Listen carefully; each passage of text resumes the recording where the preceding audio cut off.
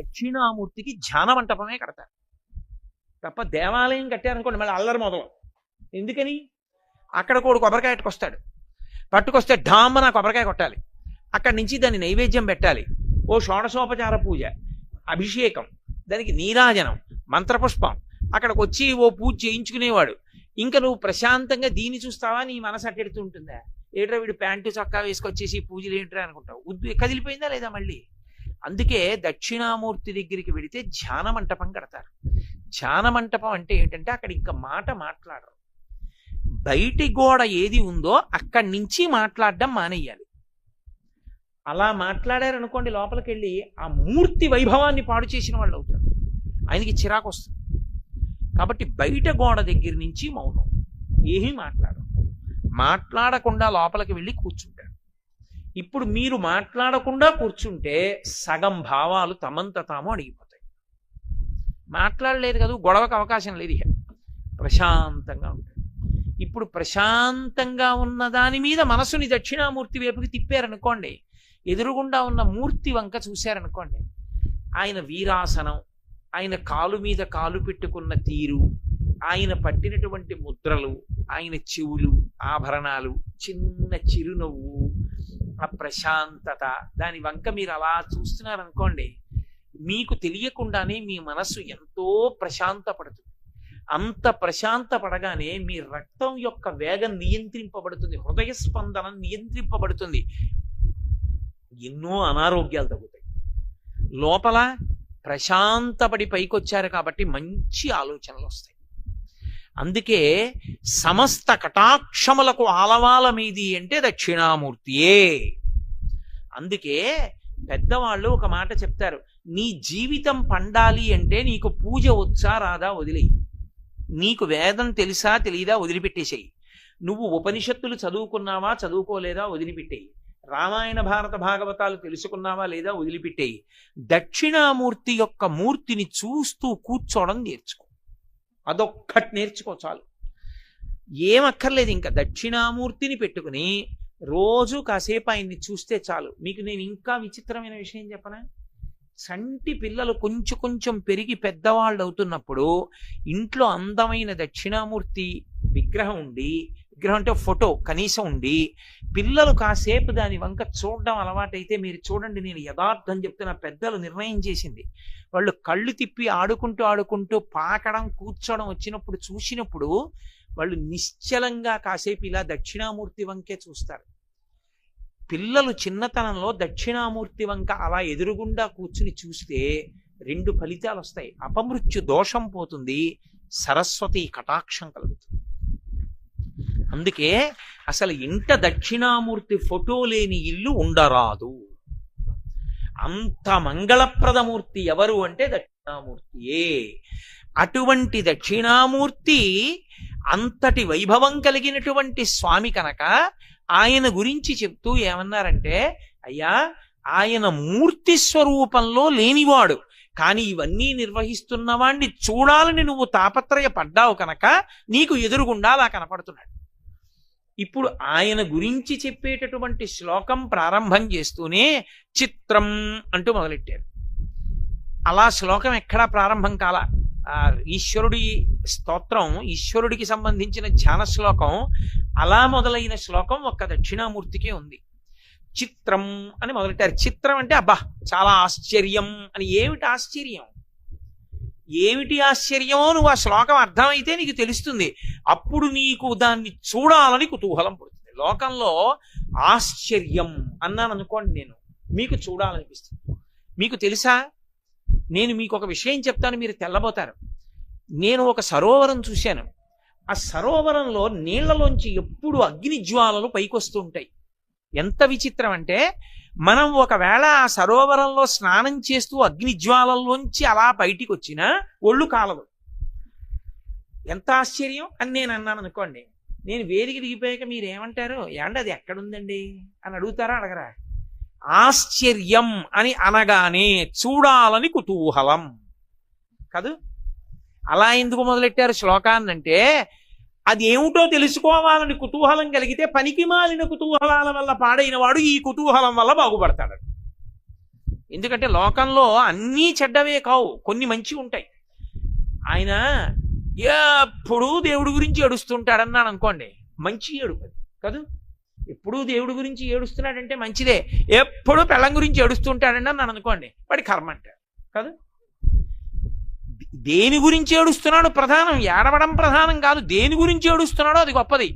ఎప్పుడు ఏ మంచి పని చేద్దామా అని ఏడుస్తుంటాడండి ఆయన అన్నారు అనుకోండి, మహానుభావుడండి అని దండం పెడతారు. ఎప్పుడు ఎవడది ఏమి తూపోదామా అని ఏడుస్తుంటాడండి అన్నాడు అనుకోండి, చీ దుర్మార్గుడు, వాడు ఎప్పుడు ఏ సమయంలో బయట కనపడతాడో చెప్పండి అంటే అని అంటారు. అవునా కదా? ఏడవడం కాదు, దేని కొరకు ఏడుస్తున్నాడు గొప్ప.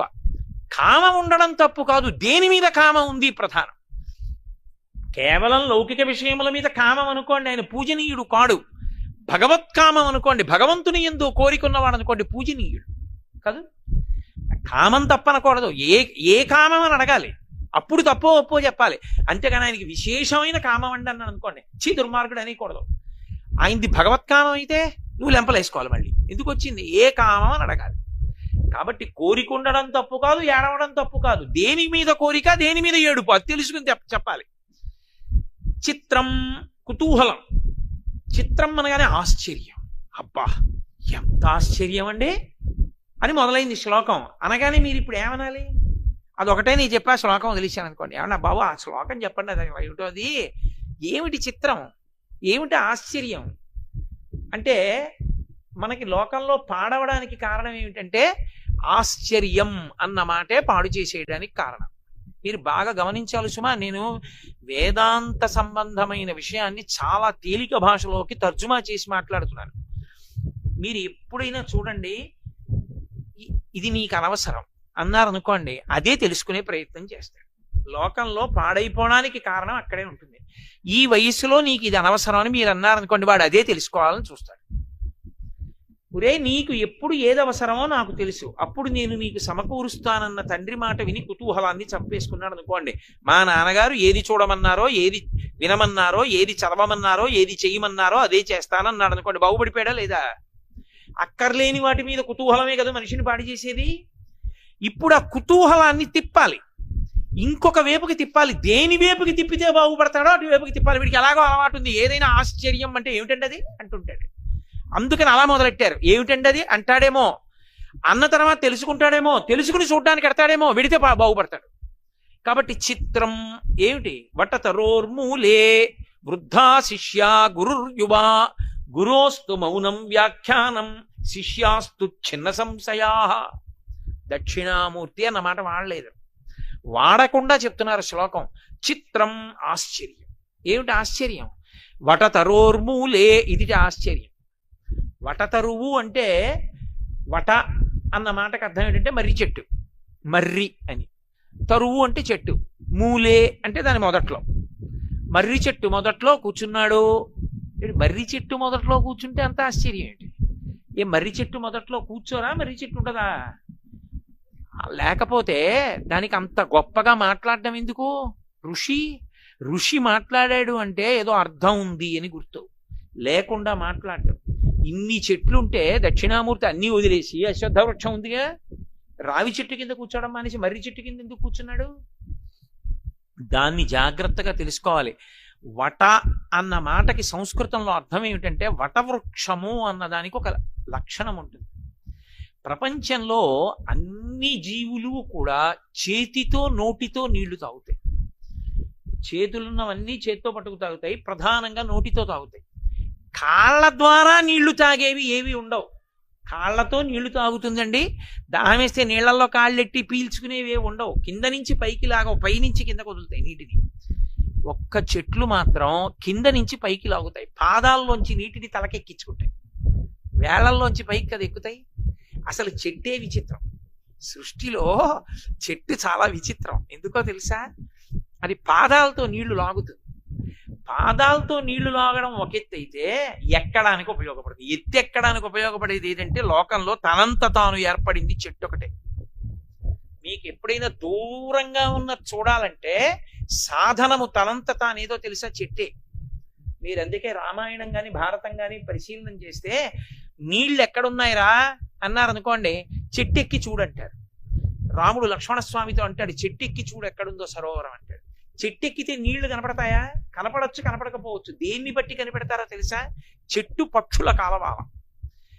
తడిరెక్కలు కలిగిన పక్షులు వస్తూ ఉంటే దాన్ని బట్టి ఆ దిక్కుగా సరోవరం ఉందని తెలుసుకుంటారు. కాబట్టి చెట్టు ఎక్కడానికి ఉపయోగపడుతుంది. పైకెక్కడానికి ఉపయోగపడే సాధనం ప్రపంచంలో తనంత తాను ఈశ్వర సృష్టిలో వచ్చింది చెట్టు. కింద నుంచి పైకి నీరు లాగుతుంది, అదొక ఎత్తు. వట అన్న శబ్దానికి అర్థం ఏమిటంటే ఎంత ఎండలోంచి వచ్చినా నీడనివ్వగలిగినది అయి ఉంటుంది. అలా ఎందుకు ఇస్తుందో తెలుసా? వటవృక్ష ఛాయ యందు విశ్రాంతి పొందినాడు అంటారు. బాటసారులందరూ మర్రి చెట్టు దగ్గరికి వెడితే సద్దెన్నపు మూట విప్పుకుని తింటారు. రావి చెట్టు కింద తినరు. ఎందుకో తెలుసా? రావి చెట్టు కింద తినకపోవడానికి ఒక కారణం ఉంది. రావి చెట్టు చప్పుడు ఎక్కువ చేస్తుంది. మీరు ఎప్పుడైనా చూడండి, చిన్న గాలి వేసింది అనుకోండి, మీరు ఏ వేప చెట్టు దగ్గర, కుంకుడి చెట్టు దగ్గర, మామిడి చెట్టు దగ్గర కళ్ళు మూసుకు కూర్చున్నారనుకోండి, గాలి వేస్తే పెద్ద చప్పుడు ఉండదు. రావి చెట్టు దగ్గర కూర్చోండి, తుఫాను వచ్చినట్టు ఉంటుంది. అంత గలగల గలగల కదులుతాయి ఆకులు. మర్రి చెట్టు ఉందనుకోండి, మర్రి చెట్టు ఇచ్చినంత నీడ ఇక ఏ చెట్టు ఇవ్వదు ప్రపంచం. ఒక్క మర్రి చెట్టుకే సాధ్యం. కారణం ఏమిటో తెలుసా? తన మూలాన్ని తానే కమ్ముకుంటుంది గుండ్రంగా. అది ఒక్క మర్రి చెట్టుకే శాఖా విస్తరణ. అది మిగిలిన అన్ని చెట్లు కూడా మొదలు నశించిందనుకోండి, ఏ కారణం చేతనైనా కూడా, కొన్ని కొన్ని కారణాలకి మొదళ్ళు పోతాయి చెట్లకి. ఎందుకు పోతాయంటే చెట్టుకి తొర్ర వస్తుంది ముందు. ఆ కాండంలో పెద్ద కాండం అయిన తర్వాత కాండంలో తొర్ర వస్తుంది, తొర్రలో పుచ్చు వస్తుంది. పుచ్చులో విరిగిపోయిన కర్ర మొక్కలన్నీ పడతాయి. ఈ దుర్మార్గులైన వాళ్ళు ఏం చేస్తుంటారంటే తీసుకెళ్లి తొర్రలోకి తీసుకెళ్లి కొన్ని వస్తువులు దాస్తూ ఉంటారు. ఏ పని మీదో వెడుతూ ఆ తొర్రలోకి తీసుకెళ్లి అగ్గిపెట్టి అవి పెడుతూ ఉంటారు. ఎవడో ఒక దుర్మార్గుడు పొరపాటున ఒక నిప్పు రవ్వను అందులో పడేశాడు అనుకోండి తొర్రలో, ఆ చెట్టు పరిస్థితి ఎలా ఉంటుందో తెలుసా? కడుపు నిప్పితో ఊగిపోతూ పైన పెద్దవాళ్లతో మాట్లాడుతున్న వ్యక్తి ఎలా ఉంటాడో అలా ఉంటాడు. అది లోపల కాలిపోతుంటుంది, పైకి పచ్చగా కనపడదు.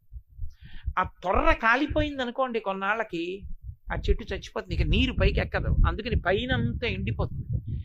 అలా ఒక మొదలు కాలిపోతే మరణించని ఏకైక చెట్టు మర్రి చెట్టు ఒకటే.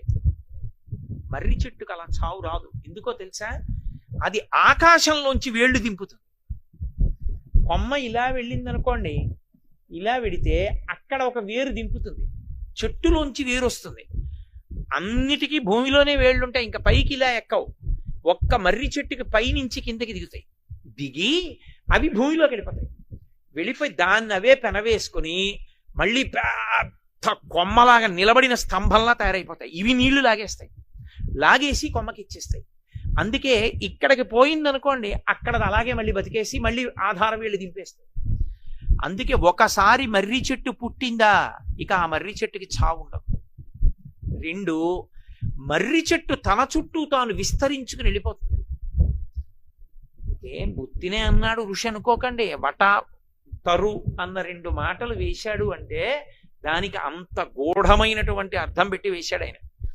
రెండు, మీరు ఒక మార్గాన్ని నిర్మాణం చేసి దాని పక్కన మర్రి చెట్టు వేశారనుకోండి, కొన్నాళ్ల తర్వాత ఇంకా మార్గాన్ని మూసేస్తుంది.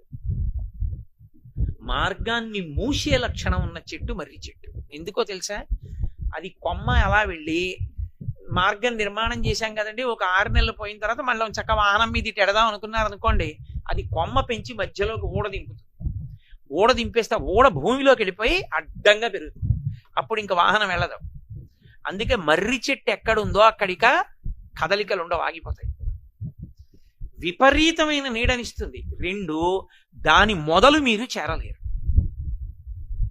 అందుకే మీరు లోకంలో ఒక మాట విన్నారో లేదో, ఊడల మర్రి రెండు అంటారు. ఊడల మర్రి దగ్గరికి ఎవరు వెళ్ళరు. ఎందుకు వెళ్ళరో తెలుసా? అసలు వెళ్ళడం సాధ్యం కాదు. అసలు ఆ మర్రి చెట్టు చూడడానికి వెడతారండి. అడయార్ మర్రి చెట్టు అని మెడ్రాస్లో ఒకప్పుడు ఆ చెట్టు చూడడానికి వెళ్ళేవారు. అది కొన్ని కిలోమీటర్ల మేర విస్తరిస్తుంది. అంతంత దూరాలు పెరిగిపోతాయి మర్రి చెట్లు. పెరిగిపోతే మీరు దాని దగ్గరికి వెళ్ళే ప్రయత్నం చేశారనుకోండి, ఈలోగా ఏమవుతాయంటే ఆ ఆకులన్నీ రాలి బోల్డంత ఎత్తు పెరిగిపోయి అందులో పుట్టలు, రకరకాలైన జీవులు అన్నీ పెరిగిపోతాయి. పెరిగిపోతే మీరు ఈ ఊడలన్నీ దాటుకుంటూ వెళ్ళడం చాలా కష్టం. దాని మొదలు దగ్గరికి వెళ్ళరు. అందుకే తన మొదలు దగ్గరికి వేరొకరు రాకుండా తానే చుట్టుకుని అడ్డగలిగినటువంటి చెట్టు మర్రి చెట్టు ప్రపంచంలో. ఇంకో లక్షణం ఏంటో తెలుసా? మర్రి చెట్టు ఎవ్వరూ పాతరు. మామిడి చెట్టు వేసుకుంటారు, పనస చెట్టు వేసుకుంటారు, నేను మా 4 మర్రి చెట్లు వేసుకుంటాను ఇవ్వండి అని ఎవరు అడగరు. ఎవ్వరూ వేయకపోయినా తనంత తాను పెరిగి తీరుతుంది మర్రి చెట్టు. ఎవ్వరు వేరు మర్రి విత్తనం. ఇంకొక లక్షణం ఏంటో తెలుసా? వనస్పతి జాతికి చెందినది. సంస్కృతంలో చాలా గొప్ప చెట్టు అని దేవతాంశ కలిగినది అని దేనికి నిర్ణయం చేస్తారంటే అది వనస్పతి జాతికి చెందింది. వనస్పతి అన్న మాట అర్థం ఏంటంటే పువ్వు లేని కాయ వస్తుంది, పువ్వు ఉండదు కాయ వస్తుంది. మర్రికి ఆ లక్షణం ఉంది. మర్రి పూలు ఎక్కడన్నా మీరు చూసారా? మర్రి పూలు ఉండవు, మర్రి కాయలు ఉంటాయి. ఎక్కడ పడుతుందో తెలియదు. శంకరాచార్యుల వారంతటి వారు దీన్నే వాడారు. చిన్న కాయలో ఉన్న చిన్న గింజ పడి అంత పెద్ద చెట్టు అన్ని ఆధార ఊళ్లతో నిర్మించుకుని పైకి లేచిపోతుంది, పెద్దదైపోతుంది. ఎవ్వరూ వేయకుండా తనంత తానే పెరుగుతుంది. అది ఒకసారి పెరిగితే దానికి చావు లేదు. ఒక తొర్ర పోయినా, ఒక మొదలు పోయినా వేరొక ఊడ దానికి మొదలు, అది అలా ఉంటుంది. 2, ఇంకా ఆశ్చర్యం ఏంటంటే భూమి మీద కాలెట్టకుండా ప్రయాణం చేయడానికి మర్రి చెట్టు ఆధారం. పూర్వం వెళ్ళేవారు, ఊడలు పట్టుకుని ఊగుతూ వెళ్ళిపోతారు. వెళ్ళిపోతే అది అంతంత దూరం పెడతారు, భూమి తగలదు, తగలకుండా పెడతారు. ఇప్పుడు ఈ లక్షణాలు పరమాత్మకు అన్వయం చెయ్యండి. ఎందుకుంటాడో వటవృక్షం దగ్గర. వట అంటే నీడని బాగా ఇస్తుందని కదా నేను మనవి చేశాను. నీడకి విరుద్ధం ఏమిటి? ఎండ. ఎండ దేనికి గుర్తు? తాపానికి గుర్తు. మనమందరికీ కూడా తాపం ఉంది, మనందరం కూడా ఓ ఎండలో నించున్నాం. ఏమిటా ఎండ? సంసారం. సంసార భ్రమణ పరితాపోపశమనం అంటారు శంకరాచార్యులు వారి శివానంద లహరిలో. సంసారమునందు పరిభ్రమించడమే తాపం. అందుకని శాంతి లేదు. శాంతి అమృతం, సంసారము మృత్యువు. ఈ శాంతికి కారణమైన వాడు అంత నీడనివ్వగలిగిన చెట్టు కిందే ఉండాలి. అందుకే మర్రి చెట్టు కింద ఉంటాడు. అది వటవృక్షానికి దక్షిణామూర్తికి సంబంధం. 2, తన మొదలు చేరడం ఎవరికీ సాధ్యం కాదు, తన కొమ్మలే అడ్డుకుంటాయి. భగవంతుణ్ణి తెలుసుకోవడానికి ఇబ్బంది ఎక్కడొస్తుందంటే భగవత్ సంబంధమైన శాస్త్రం తెలుసుకున్నప్పుడే అలిసిపోతాడు. అమ్మో, ఈ ఉపనిషత్తులు ఏమిటి, వేదం ఏమిటి, స్వరూపం ఏమిటి, లక్షణం ఏమిటి, అపరోక్షానుభూతి ఏమిటి, పరోక్షానుభూతి ఏమిటి, ఇవన్నీ ఎప్పటికి తెలుస్తాయి, ఎప్పుడు అనుష్ఠానం చేస్తాం, ఎప్పుడు తెలుసుకుంటామని బడలిపోయా అబ్బా అనిపిస్తుంది. పరమేశ్వరుణ్ణి చేరడానికి పరమేశ్వరుడికి సంబంధించిన శాస్త్రాలే బడలిపోయేటట్టు చేసినట్టు మర్రి చెట్టు మొదలు చేరడానికి మర్రి ఊడలే అడ్డొస్తాయి. దారులు మూస్తుంది మర్రి చెట్టు, అటు ఇటు తిరగడాన్ని, పరిభ్రమణాన్ని ఆప్ చేస్తుంది ఆ మర్రి చెట్టు. ఈశ్వరుడి వైపుకి నడుపుతుంది. అది ఎవ్వరూ వెయ్యరు, భగవంతుణ్ణి ఎవ్వరూ కనరు. ఆయన స్వయంభూ. మర్రి చెట్టు స్వయంభూ. జీవము ఆయన ఎందు శాశ్వతము. అందుకే మీకు సృష్టి మొత్తం మీద ఎక్కడా లేదు. మీరు కావాలంటే బోటనీ చదువుకున్న వాళ్ళని ఎవరినన్నా అడగండి, జీవశాస్త్రం చదివిన వాళ్ళని చెప్తారు. అత్యంత నునుపైన ఆకు ప్రపంచంలో ఏదో తెలుసా? ఒక్క మర్రాకి. మర్రాకంత నునుపుగా ఏదీ ఉండదు. మీరు ఎంత మృదువైన ఆకవనివ్వండి, ఎండిపోతే గుచ్చుకుంటుంది. మీరు ఎందుకు తోరణం కట్టండి, బాగా ఎండిపోయిన తర్వాత మామిడాకు ఇలా వెడుతుంటే ఇక్కడ గుచ్చుకుంది అనుకోండి, ఏదో చిన్న సూది పెట్టి గుచ్చినట్టు ఉంటుంది. ఎండిపోతే గుచ్చుకుంటాయి. ఎండిపోయిన మర్రాకుని పట్టుకుని మీరు ఇలా అని చూడండి, ఎంత నున్నగా ఉంటుందో. ఇంకా విచిత్రం చెప్పనా? ఎండిపోయిన మర్రాకు తీసుకుని నీళ్లు చల్లండి, కాసేపటికి ఆకుపచ్చగా అయిపోతుంది. జీవాన్ని అంత నిలబెట్టుకుంటుంది. పరమేశ్వరుణ్ణి మీరు ఎన్ని రకాలైనటువంటి వేద విరుద్ధమైన విశ్వాసములు ప్రచారం చేయనివ్వండి, సనాతన ధర్మము చేత ప్రతిపాదింపబడినటువంటి పరమాత్మ స్వరూపము ఎండినట్టు కనపడుతుందేమో కానీ శంకరుల వంటి మహాపురుషులు వచ్చి నీళ్లు చల్లితే చిగురిస్తుంది. దానికి మరణం లేదు, అది పరబ్రహ్మము. పరబ్రహ్మానికి మారు పేరు మర్రి చెట్టు. అందుకే వటవృక్షము యొక్క నీడన విశ్రాంతి పొందాడంటారు. పరమేశ్వరుని యొక్క పాదముల దగ్గర ఎవడైనా విశ్రాంతి పొందుతాడు. ఆ చెట్టు దగ్గరికి ఎడితే చాలు చల్లతనం. లోకంలో పరమేశ్వరుడికి పర్యాయపదం ఏది అంటే చెట్టు ఒక్కటే. ఎందుకో తెలుసా? రామాయణం అంతటి దాంట్లో లక్ష్మణస్వామి ఒక మాట చెప్తారు, నివాస వృక్ష సాధూనాం ఆపన్నానాం పరాగతి ఆర్తానాం సంశ్రయశ్చైవ యశశ్చైకభాజనం అంటారు. భయం నుంచి రక్షించేది చుట్టుపక్కల ఎవరూ లేనప్పుడు చెట్టు ఒక్కటే. ఎక్కడో పెద్ద పులి ఎరిచింది, ఎవరు లేరు పక్కన, చెట్టు ఎక్కేస్తాడు. అంతే, చెట్టు ఎక్కేస్తాడు, సుఖపడిపోతాడు. రెండు, ఏమీ దొరకలేదు, చెట్టుకు కాసిన కాయే ఆధారం, తింటాడు. ఎండ, చెట్టు మొదలే విశ్రాంతి, చల్లగా ఉంటుంది, పడుకుంటాడు. అసలు మర్రి చెట్టు చాలా విచిత్రం. ఎంత చల్లతనాన్ని ఇస్తుందో అంత రక్షణ కూడా ఇస్తుంది. దీని గురించి పెద్దలు ఒక మాట చెప్తుంటారు. వెనకటికి ఓ పెద్ద గణిత శాస్త్రవేత్త ఒక ఆయన అరణ్య మార్గంలో వెడుతున్నాడు. వెడుతూ ఓ మర్రి చెట్టు దగ్గరికి వెళ్ళాడు. చాలా చల్లతనం కాదు, కొమ్మలు ఇలా పెరుగుతాయి. పెరగడంలో పడుకున్నాడు. పడుకుని పైకి చూశాడు, ఇంత మర్రికాయ కనపడి. ఇలా పక్కకి చూశాడు, గుమ్మడి పాదోడి కనపడింది. భగవంతుడు సర్వజ్ఞుడు అంటారు కానీ ఆయనకి మ్యాథమెటిక్స్ లో లా ఆఫ్ ప్రపోర్షన్స్ తెలియక ఇంత సన్నటి గుమ్మడి తీగకి ఇంత కాయెట్టాడు, ఇంత పెద్ద మర్రి చెట్టుకి ఇంత కాయెట్టాడు. ఆ గుమ్మడికాయ దీనికి ఉండాలి, మర్రికాయ దానికి ఉండాలి. తప్పు, భగవంతుడికి సిద్ధాంతం తెలియదు అని పడుకున్నాడు. కాసేపటికి ఓ మర్రికాయ నుదురు మీద పడింది. లేచన్నాడు, పరమేశ్వరుడికి సిద్ధాంతాలు తెలియడం కాదు, కారుణ్యమూర్తి.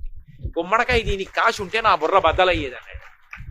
కాబట్టి మర్రి చెట్టు అంత పెద్దదైనా కాయ చిన్నది పెట్టాడు, ఎందుకంటే సేద తీరాలి జనం. చెట్టుకొక్కదానికి ఒక లక్షణం, ఎవరొచ్చి తన దగ్గర కూర్చున్నా మీరెవరని కానీ, మీరు పుణ్యం చేశారా, పాపం చేశారా, మీరు ఇన్కమ్ ట్యాక్స్ కడుతున్నారా, మీకు ఆదాయం ఎంత, మీరు ధనికుడా, పేద, స్త్రీయా, పురుషుడా, పండితుడా, పామరడా, కులమా, మతమా, వర్ణమా, వర్గమా, ఏమీ అక్కర్లేదు, నీడనిచ్చేస్తుంది. మీరు వెళ్ళాలి, నీడనిస్తుంది, తాను వచ్చి నీడనివ్వదు. అయ్యో ఎండలో ఎలా ఉన్నాడో అని తను రాదు, మీరు వెళ్ళారా నీడనిస్తుంది. మీరెవరో దానికి అనవసరం, కుక్క, పిల్ల, పామ అనవసరం, నీడనిస్తుంది. నివాస వృక్ష సాధూనాం ఆపన్నానాం పరాగతి, పరమేశ్వరుడంతే. ఎవరు ఆయన పాదాల దగ్గరికి వెళ్ళారో వాళ్ళని రక్షించేస్తాడంతే. వాడెవరు ఆయనకు అనవసరం. చెట్టుకి భగవంతుడికి అంత దగ్గరి లక్షణం. చెట్టు కదలదు, ఆత్మ కదలదు. ఆత్మకి పర్యాయపదం చెట్టు. అందుకే చెట్లు కదిలి వెళ్ళవు. కదిలే చెట్లు ఒక్క శ్రీశైలంలోనే ఉన్నాయి. ఒక్క శ్రీశైలంలోనే ఒక ప్రత్యేకమైన పర్వత ప్రాంతంలో చెట్లు తమంత తాము లేచి వెళ్ళిపోతుంటాయి, వెళ్ళిపోయి ఇంకొక చోట దిగుతుంటాయి. శ్రీశైలంలోనే చాలా మంది చూశారు ఆ చెట్లు వెడుతుంటాయి, అవి అకస్మాత్తుగా లేచి వెడుతుంటాయి. ఇప్పటికీ అటువంటి చెట్లు ఉన్నది ఒక్క శ్రీశైల పర్వతాల్లోనే ఉన్నాయి. కాబట్టి సాధారణంగా లోకంలో చెట్లు మాత్రం లేవవు, భూమిలోనే అలా నిలబడి ఉంటాయి. కదలనిది ఆత్మ. ఆత్మకి పర్యాయపదం చెట్టు, పరమేశ్వరుడికి పర్యాయపదం చెట్టు. స్వయంభూ, తనంత తాను పుట్టేది, మరణము లేనిది మర్రి చెట్టు. ఆ మర్రి చెట్టు మూలంలో దక్షిణామూర్తి కూర్చున్నాడు. అది కారణం. అందుకే ఎప్పుడైనా సరే జ్ఞానం చెప్పేటప్పుడు మర్రి చెట్టు కిందే కూర్చుంటారు. మీరు చూడండి, నేను మీకు ఈ తత్వాన్ని విచారణ చేసేటప్పుడు మీతో ఒక మాట నేను మనవి చేస్తాను. శ్రీ మహావిష్ణువుకి కొన్ని పేర్లున్నాయి. క్షీరాబ్ధిశయనుడు, శ్రీరంగశాయి అని పేర్లు ఆయనకి. క్షీరాబ్ధిశయనుడు అంటే ఆ పాలకడల ఎందు పడుకుంటాడు. శేషసాయి, శేషశయనంలో పడుకుంటాడు పాము మీద. అలాగే శ్రీరంగశాయి, శ్రీరంగశయనం, శ్రీరంగంలో పడుకుంటాడు విమానంలోని. ఇలా పడుకున్నటువంటి విష్ణువు మీకు ఎప్పుడైనా ఐశ్వర్యాన్ని ఒక్కదాన్ని ఇస్తాడు. క్షీరాబ్ధిశయనంలో ఉన్నవాడు కానీ, శ్రీరంగశయనంలో ఉన్నవాడు కానీ, శేషశయనంలో ఉన్నవాడు కానీ మీకు లక్ష్మీ కటాక్షం ఇస్తాడు. ఎందుకంటే కదులుతూ ఉంటాడు. కదలకుండా జ్ఞానం ఇవ్వవలసి వచ్చిందనుకోండి, ఒక్క మర్రాకు మీదే పడుకుంటాడు, మర్రి చెట్టు కిందే కూర్చుంటాడు. విష్ణువైనా శివుడైనా అంతే, ఆ చెట్టు లక్షణం అది. అందుకే మీరు చూడండి, అదే శ్రీకృష్ణ పరమాత్మ మార్కండేయ మహర్షికి జ్ఞానం ఇవ్వాలనుకున్నారు. మార్కండేయుడి ఆయుర్దాయం అటువంటిది. మీరు మొన్ననే విన్నారు, అరణ్య పర్వంలో మొత్తం లోకాలన్నీ ప్రళయంలో మునిగిపోయి కట్టిక చీకటైపోయింది, నీటితో నిండిపోయి ఒక్క మార్కండేయుడు మిగిలిపోయాడు. అరే ఇప్పుడు పరబ్రహ్మం ఏం చేస్తూ ఉంటుందిరా చూడాలనుకున్నాడు. అక్కడే కనబడ్డాడు, ఓ మర్రా కోటి తేలుతోంది నీళ్ల మీద, దాని మీద పడుకునున్నాడు కృష్ణ భగవానుడు. కరారవిందేన పదారవిందం ముఖారవిందే వినివేశయంతం వటస్య పత్రస్య పుటేశయానం బాలం ముకుందం మనసా స్మరామి. అక్కడ ఇంకా కృష్ణ అనరు, ముకుందం, మోక్షాన్ని ఇచ్చేవాడు, జ్ఞానప్రదాతగా ఉంటాడు. ఆ కాలి వేలు తీసి నోట్లో పెట్టుకుని చీకుతూ పడుకునున్నాడు. పెద్ద మర్రి చెట్టు ఒకటి కనపడింది. అరే అంతా నీటితో నిండిపోతే మర్రి చెట్టు ఒక్కటి ఉంది, ఆకు మీది పిల్లాడు పడుకున్నాడు. అని మార్కండేయ మహర్షి అక్కడికి వెళ్ళి నిలబడి, ఎవరు నువ్వు, ఈ లోకమంతా ప్రళయంలో ఉంటే ఇక్కడ ఒక్కడివి ఎలా ఉన్నావు అన్నాడు. ఆయన కళ్ళు విప్పి దా లోపలికి వెళ్ళన్నాడు. ఆ పిల్లాళ్ళలోకి వెళ్ళాడు మార్కండేయ మహర్షి. ఆ లోపల దర్శనమైంది. లోకాలన్నిటినీ తన బొజ్జలో పెట్టుకు పడుకున్నాడు. అప్పుడు జ్ఞానం ఇచ్చి చెప్పాడు, ఎలా వస్తుందో, సృష్టి ఎలా వస్తుందో, ఎక్కడికి వెళ్ళిపోతుందో, లయం ఎలా అయిపోతుందో, తాను ఎలా ఉంటాడో, తన స్వరూపం ఏమిటో బోధ చేశాడు. జ్ఞానం ఇవ్వవలసి వస్తే అది శివుడా విష్ణువా వదిలేయండి, మర్రి చెట్టునే ప్రధానం చేసుకుంటారు. కారణం ఒక్కటే, మర్రి చెట్టు స్వయంభూ ఈశ్వర స్వరూపం. అందుకే ఇప్పటికీ పెద్దలకి కొంతమందికి అలవాటు ఉంటుంది, రహదారి మీద వెళ్ళిపోతుంటే పెద్ద మర్రి చెట్టు కనపడింది అనుకోండి, దిగి చెప్పులు ఇప్పి నమస్కారం చేస్తారు. అవకాశం ఉంటే ఒకసారి కాళ్ళు చేతులు కడుక్కుని ఆచమనం చేసి నమస్కారం చేసి పెడతారు. ఎందుకంటే మర్రి చెట్టు కనపడింది అంటే పరమేశ్వరుడు మీకు దర్శనం ఇచ్చినట్టే. మర్రి చెట్టు మొదట్లోకి వెళ్ళి కూర్చుంటే మీరు పరమేశ్వరుడి ఒళ్ళో కూర్చున్నట్లే. మర్రి చెట్టు యొక్క గొప్పతనాన్ని శాస్త్రములు అలా శ్లాఘించాయి. అంత గొప్పది. పైగా అపారమైన దయ కలిగిన చెట్టు అని గుర్తేమిటో తెలుసా? పాలు ఓడుతుంది. పాలు ఓడితే అవి మాతృత్వం ఉన్న చెట్లని గుర్తు, అంటే పరమ కారుణ్యాన్ని కలిగి ఉన్నవి అని గుర్తు. మర్రి పాలు కారుస్తుంది. మర్రి పాలు దేనికి పనికి వస్తాయో తెలుసా? దేనికి పనికిరావు. మర్రిపాలు దేనికి వాడతారంటే పరమ వైరాగ్యాన్ని పొందిన వాళ్ళు మర్రిపాలు తల మీద పోసుకుంటారు. పరమ వైరాగ్యం, వైరాగ్యం రావడం అంటే దానికి సుముహూర్తాలు ఉండవు, అకస్మాత్తుగా వస్తుంది. చెయ్యి దిక్కుమాలిన సంసారం అనిపించింది అనుకోండి, అంతే, వాడు ఏమైపోతాడో తెలియదు. పరమ వైరాగ్యం వచ్చిన వాడు మొట్టమొదట పట్టించుకోవడం మానేసేది దేని గురించి అంటే జుట్టు గురించి మానేస్తాడు. అందుకే జుట్టు ఇలా పిచ్చుకుల గోళ్ళల్లా కట్టేసి అట్టలు కట్టేస్తుంది. ఇక తన రూపాన్ని ఎవరు చూడకూడదని, తనని ఎవరు గుర్తుపట్టకూడదని, పూర్వాశ్రమంలో తనెవరో తెలుసుకుని మళ్ళీ ఆ పేరు పెట్టి పిలుస్తారేమో, పిలిచి మాట్లాడతారేమో, తనని అలా ఎవరు పలకరించకూడదు అనుకుంటే ఏం చేస్తారంటే పరమ వైరాగ్యం వచ్చేసిన వాళ్ళు వెంటనే భగవంతుణ్ణి మనసులో పెట్టుకుని వాళ్ళు వెంటనే ఉపయోగించే పాలు మర్రిపాలు ఉపయోగిస్తారు. ఎంత పెద్ద జుట్టుండనివ్వండి, మర్రిపాల చుక్క కాని పడిందా, ఎక్కడ మర్రిపాల చుక్క పడిందో అక్కడ జుట్టు తీసేయాలి తప్ప ఇక దువ్వడానికి పనికిరాదు, తిత్తిపోతుంది. అందుకే శ్రీరామాయణంలో రామచంద్రమూర్తి అరణ్యవాసానికి బయలుదేరి వెళ్ళిపోయే ముందు లక్ష్మణస్వామిని పిలిచి మర్రిపాలు పట్టరారా అన్నాడు. అంటే మర్రి చెట్టు దగ్గరికి వెళ్ళి పాలు పట్టుకొచ్చాడు. నా తల మీద పోయాడు. ఏడిచాడు లక్ష్మణుడు. నిన్ను మూర్ధాభిషిక్తుణ్ణి చేస్తాం, యవరాజ్య పట్టాభిషేకం చేసుకుంటాం అనుకున్నాం, నీ తల మీద అన్నయ్య నేను మర్రిపాలు పోస్తున్నాను అన్నయ్య అన్నాడు. పొయ్యరా అన్నాడు. ఆ మర్రిపాలు పోస్తే ఆ మర్రిపాలతో అట్టలు కట్టేట్టుగా తలని కుదురు కట్టేసుకున్నాడు. అంటే తండ్రి మాటని నిలబెట్టడానికి అంత దృఢ దీక్షతో అరణ్యవాసం చేశాడు. అంత గొప్ప కేశపాశ ఉన్నటువంటి రామచంద్ర ప్రభు. కాబట్టి మర్రిపాలు పరమ వైరాగ్యానికి గుర్తు. అందుకే లోకంలో మర్రి చెట్టు లాంటి చెట్టు ఇంకా లేదు. మర్రి చెట్టు అంత దైవ సంబంధమే. మర్రి కొమ్మలు, మర్రి కొమ్మలకు ఉండేటటువంటి ఆ పుల్ల మొక్కలు ఎండిపోతే హోమంలో వాడతారు, హోమద్రవ్యంగా వాడతారు. దాని యందు అగ్ని తేజస్సుంటుంది. మర్రితో ప్రత్యేకంగా హవనం చేస్తారు. ఇన్ని చేసేటటువంటి విశేషాలు అందులో ఉన్నాయి. సరే, ఇక మర్రి చెట్టునే నేను పట్టుకున్నాను అనుకోండి, 2 రోజులు మర్రి చెట్టే సరిపోతుంది. కాబట్టి ఇంకా మర్రి చెట్టును ఆపేస్తాను. కాబట్టి చిత్రం వటతరోర్మూలే, అదిగో అటువంటి మర్రి చెట్టు మొదట్లో కూర్చున్నాడయా. ఏం ఆశ్చర్యం, ఏమి ఆశ్చర్యం అంటే మర్రి చెట్టు మొదట్లో కూర్చున్నాడండి అంటే ఏమంటే ఇంకో చోట కూర్చో, అక్కడ దాకా వచ్చా కాళ్ళు ఎప్పెట్టాయా అని కాదు. మర్రి చెట్టే ఈశ్వరుడు, ఈశ్వరుడే మర్రి చెట్టు. మర్రి చెట్టు నీడన ఇంకొక చెట్టు పుట్టదు, ఎందుకంటే అది పెరగనివదిగా. ఒకసారి భగవంతుణ్ణి తెలుసుకోవడానికి జ్ఞానం పనికొచ్చిన తరువాత ఇంకొక జ్ఞానం అన్నది అవసరం లేదు. జ్ఞానము అంటే ఏది అంటే భగవంతుని తెలుసుకొనుట. భగవంతుని తెలుసుకోవడానికి పనికొచ్చిన చదువే చదువు, మిగిలిన చదువులు పనికి మాలిన చదువులు. కుక్షింభరత్వము, కడుపు నింపుకోవడానికి, బయట విభూతులు పొందడానికి, సన్మానాలు సత్కారాలు గౌరవాలు పొందడానికి పనికొస్తాయి. ఒక్క భగవంతుణ్ణి తెలుసుకోవడానికి పనికొచ్చిన చదువు ఇక తాను పుట్టవలసిన అవసరం లేకుండా చెయ్యగలిగిన చదువు. అందుకే ప్రహ్లాదుడు చదివించి నలుగురువులు చదివిది ధర్మార్థముఖ్య శస్త్రంబులునే చదివినవి కలవు పెక్కులు చదువులలో మర్మమెల్ల చదివితి తండ్రి అన్నాడు. చదువులలో మర్మమెల్ల చదివితి తండ్రి అంటే విద్, వేదం చదువుకున్నాడండి అంటారు. వేదం చదువుకుంటే గౌరవం ఎందుకు ఇస్తారంటే వేదము అన్నది విద్ అన్న ధాతువులంతో వచ్చింది. విద్ అంటే తెలుసుకొనుట. ఏది తెలుసుకోవడానికి వేదం సాధనమో అది చదువుకున్నాడు. అది అదృష్టం, అందుకు నమస్కారం. కాబట్టి పరమేశ్వరుణ్ణి తెలుసుకోవడానికి ఇంకొక సాధనం లేదు, పరమేశ్వరుడే సాధనం. భగవంతుణ్ణి తెలుసుకోవడానికి నేను ఏవేవో చేశాననుకోండి, అవేమీ నన్ను భగవంతుణ్ణి తెలుసుకునేటట్టు చెయ్యవు. దాని చేత ప్రీతి పొందిన పరమేశ్వరుడు ఆయన నాకు తెలియడానికి అవకాశం ఇస్తాడు.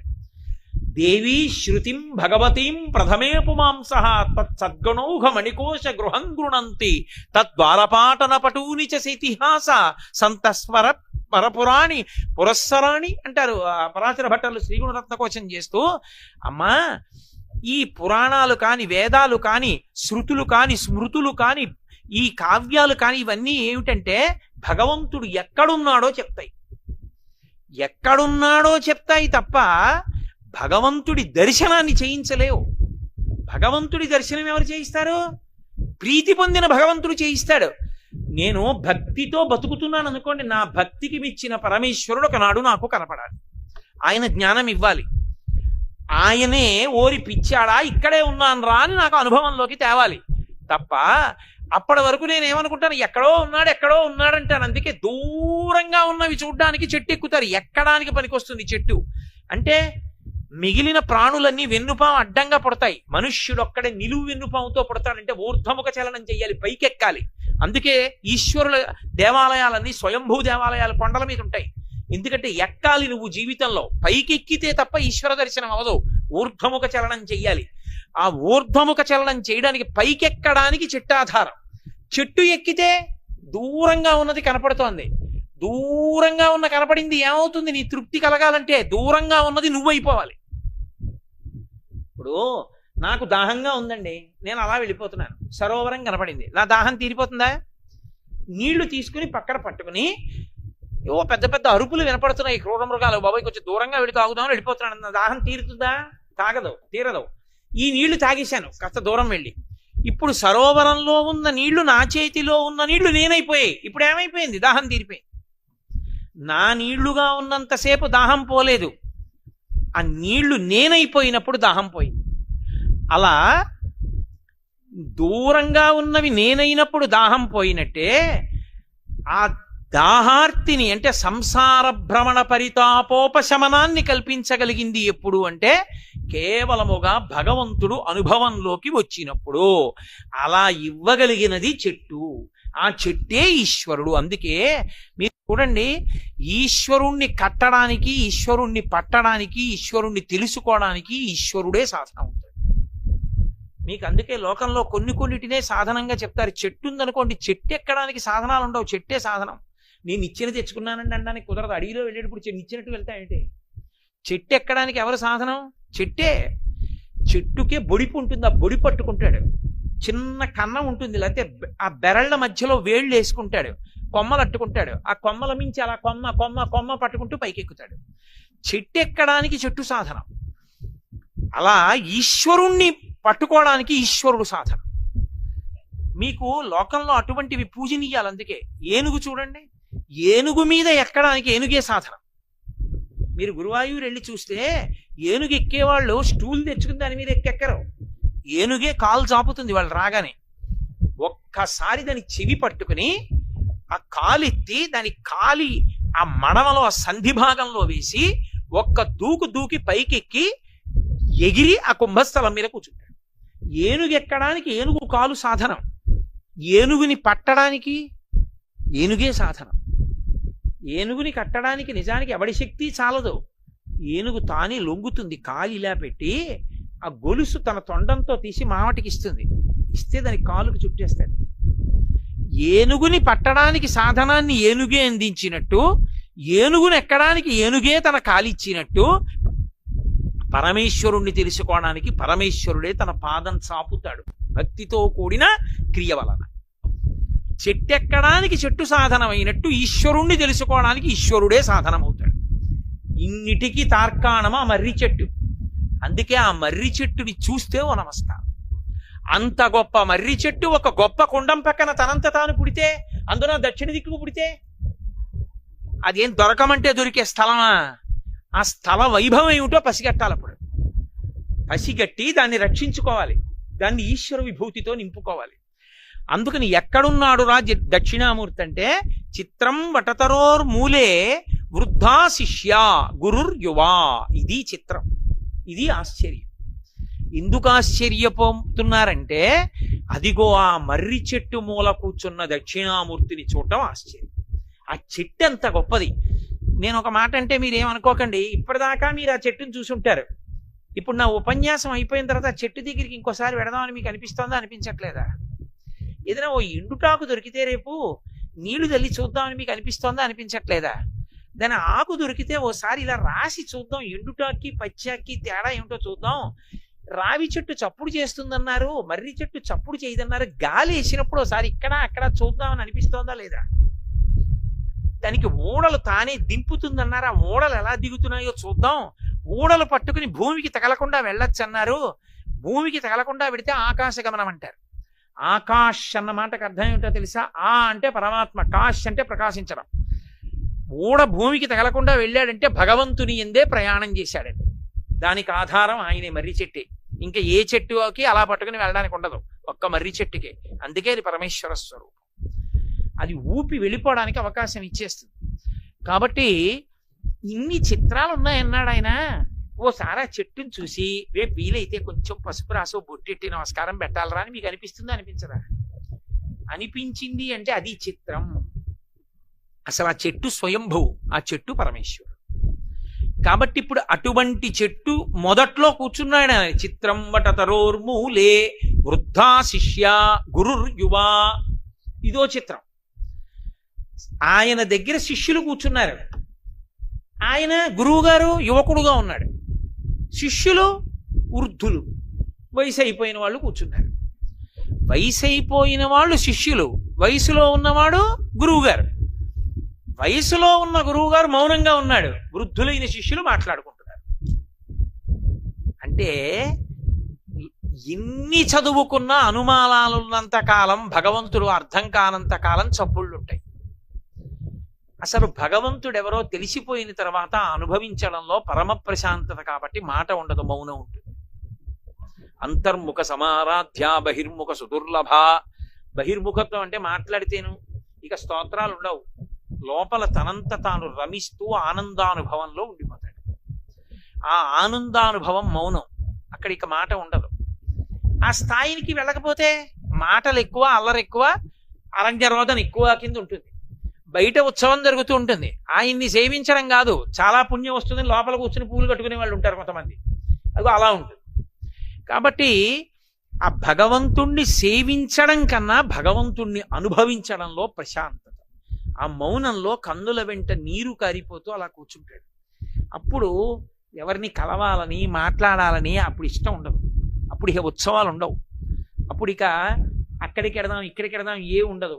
ఇక్కడే ఆ ఈశ్వరుణ్ణి చూస్తూ ఆనందంతో రమించిపోతూ అలా ఉండిపోతాడు. అలా ఉండిపోయిన వాడు యువకుడు. యువకుడు అన్న మాటకు అర్థం ఏంటి? బలంతో ఉన్నవాడని. యువకుడు బలంతో కదండి ఉంటాడు. వృద్ధుడంటే బలం అయిపోయింది, వృద్ధాప్యం వచ్చేసింది. ఈయన ఇంకా కాలమునకు లొంగలేదు, వాళ్ళు కాలమునకు లొంగిపోయారు. అందుకని ఇప్పుడు ఆయన ఆసనం వేసి కూర్చోడు, ఎందుకంటే కాలానికి లొంగిపోతున్నాడు కాబట్టి మోకాళ్ళు పూర్వం వంగిన టొంగవు. అందుకని ఇప్పుడు కుర్చీలో కూర్చుంటాడు. అంటే కాలానికి లొంగాడు. ఒక ఆయన కాలానికి లొంగలేదు, యువకుడు. అందుకని ఆయన కాళ్ళు ఇలాగే పెట్టి కూర్చుంటాడు. ఇంకో 3 గంటలైనా 4 గంటలైనా కూర్చుంటాడు. కాలమునకు లొంగిపోయిన వాళ్ళు సమస్త ప్రపంచం, కాలమునకు లొంగక నిలబడిన వాడు పరమేశ్వరుడు. అందుకని వృద్ధుడు అవడం. అందుకని ఆయన యువకుడుగా ఉన్నాడు, వీళ్ళు వృద్ధులుగా ఉన్నారు. వీళ్ళు మాట్లాడుతున్నారు కాబట్టి వీళ్ళకి ఇంకా పరమేశ్వరుడు అందలేదు. ఆయనే పరమేశ్వరుడు, ఆయనే అనుభవిస్తూ ఉంటాడు. పరమేశ్వరుణ్ణే అనుభవిస్తూ ఉంటాడు. వ్యవసాయదారుడు తన పొలంలో పండిన పంట తానే తిన్నట్టు, తన ఇంట్లో కాసినటువంటి అరటిపళ్ళు తానే తిన్నట్టు, పరమేశ్వరుడు కూడా తనని తానే అనుభవిస్తూ ఉంటాడు. అందుకే శివుడు విరాగి అయి తనలో తాను రమిస్తూ ఉంటాడు అర్థనిమీలిత నేత్రాలతో. కాబట్టి వృద్ధా శిష్య గురుర్యువ. గురువు యువకుడుగా ఉన్నాడు, శిష్యులు పరమ వృద్ధులైపోయారు. ఆ వృద్ధులైపోయి కూర్చున్నటువంటి శిష్యులు ఎవరో పనికి మాలిన వాళ్ళు, ఏమీ శాస్త్రాలు చదువుకోని వాళ్ళు అని మీరు అనుకోకూడదు. ఆ కూర్చున్న వాళ్ళు ఎటువంటి వాళ్ళో తెలుసా? కూర్చున్న వాళ్ళు సనక సనందనాదులు. సనక, సనందన, అలాగే సనత్కుమార, ఆ తర్వాత మహానుభావుడు సనాతన అనబడేటటువంటి ఆయన సనత్ సుజాతీయుడు అని ఆ నలుగురు కూడా చుట్టూ కూర్చున్నారు. వాళ్ళేం సామాన్యులు కారు, బ్రహ్మజ్ఞానం దక్షిణామూర్తి దగ్గరే పొందారు. వాళ్ళు పసిపిల్లలుగా అయిపోయారు అంతే. అంటే వాళ్ళకి ఇంకా ఏహి లోకంలో బాధ అవి కష్టం సుఖం ఏమీ లేవు, హాయిగా ఉంటారు. పసిపిల్లలు చూడండి, వాడు ఆనందించడానికి కారణం ఒకటే, వాడి బొటన వేలే. వాడి బొటన వేలు ఒకటి నోట్లో పెట్టుకుని చప్పుడు వచ్చేట్టు చీకుతాడు, చప్పుడు వచ్చేట్టు చీకుతూ పడుకుంటాడు హాయిగా. ఏమిట్రా అంటే ఏమిట్రా ఉంది, కొంతమంది బొటన వేలు ఒరిసిపోతుంటాయి పిల్లలకి. తల్లికి కోపం వచ్చి దానికి ఒక గుడ్డ కట్టేస్తుంది, వీడు బొటన వేలు చీకడం మానట్లేదండి, పళ్ళు ఎత్తైపోతాయి, పెరివి ఎత్తైపోతుంది, అయినా మాంటలేదు అని అలా చీకేస్తారు. తన బొటన వేలు చీకి తానే పొంగిపోయినట్టు, తానే మురిసిపోయినట్టు పరమేశ్వరుడు తనలో తాను రమిస్తూ ఉంటాడు. ఆ రమించడం ఉంది, అది పతాక స్థాయి. వీళ్ళు ఇంకా స్థాయికి వెళ్ళలేదు, అందుకని కూర్చున్నారు. కూర్చున్నప్పుడు ఎలా కూర్చున్నారు? పరమేశ్వరుడి దగ్గర భక్తుడు ఎలా కూర్చుంటాడో గురువు దగ్గర శిష్యులు అలా కూర్చోకూడదు. గురువు గారు ఇలా కూర్చున్నారు అనుకోండి, శిష్యుడు ఇలా కూర్చోకూడదు, అభిముఖంగా కూర్చోవాలి గురువు గారికి. కూర్చుంటే గురువు గారు మాట అంటారు, సహనా వబతు సహనౌ భునక్తు సహజి అని. ఒరే నాయన, నా మనసు నీకు అర్థం అవ్వాలి, నీ హృదయం నాకు అర్థం అవ్వాలి, నీ చెప్తినది నీకు అర్థం అవ్వాలి. నీవేది పొందాలనుకుంటున్నావో నీకు అర్థమయ్యేట్టు కిందకి దిగొచ్చి మాట్లాడే శక్తి నాకు కలగాలి. సహ వీర్యం కరవావహై తేజస్వినావధీతమస్తు మా విద్విషావహై అంటాడు. అందుకని లేకపోతే గురువు స్థాయిలో మాట్లాడి వెళ్ళిపోతున్నాడు అనుకోండి, కూర్చున్న వాళ్ళకి ఏమర్థం అవుతుంది? ఏమర్థం అవదు. గురువు గారి త్యాగం అంటే ఏంటంటే అంత కఠినమైన విషయాన్ని అంత తేలికగా అందించడానికి అంత కిందకు వచ్చేయాలి. శిష్యుడు ఏ స్థాయిలో ఉన్నాడో అంత కిందకి గురువు గారు రావాలి. ఆయనకి అవసరం ఏం లేదు, ఆయనకేం తెలియక కాదు అలా చెప్పాలని ఏం కాదు, అవతలవాడి కోసం దిగిపోతాడు కిందకి. ఈ దిగిపోవడం ఎంత దిగాలంటే అవతలవాడికి అర్థమయ్యేంత వరకు దిగాలి. అలా దిగడం నాకు రావాలి. నీ దిగడానికి ప్రయోజనం నువ్వు దిగడం కాదు, నువ్వు ఎక్కాలి. ఉరే ఇది మన ఇద్దరి మధ్య సిద్ధించాలి. అది సహనా వబతౌ సహనౌ భునక్తు సహ వీర్యం కరవావహై తేజస్వినావధీతమస్తు మా విద్విషావహై అని ప్రార్థన చేసి కూర్చుంటారు గురు శిష్యులు. అందుకు గురువు గారికి అభిముఖంగా శిష్యుడు కూర్చోవాలి. అంతేకాని గురువు గారు ఒక పక్కన కూర్చుంటే శిష్యుడు ఒక పక్కన కూర్చున్నాడు అనుకోండి, గురువు గారి ముఖాన్ని చూసే అవకాశం ఉండదు.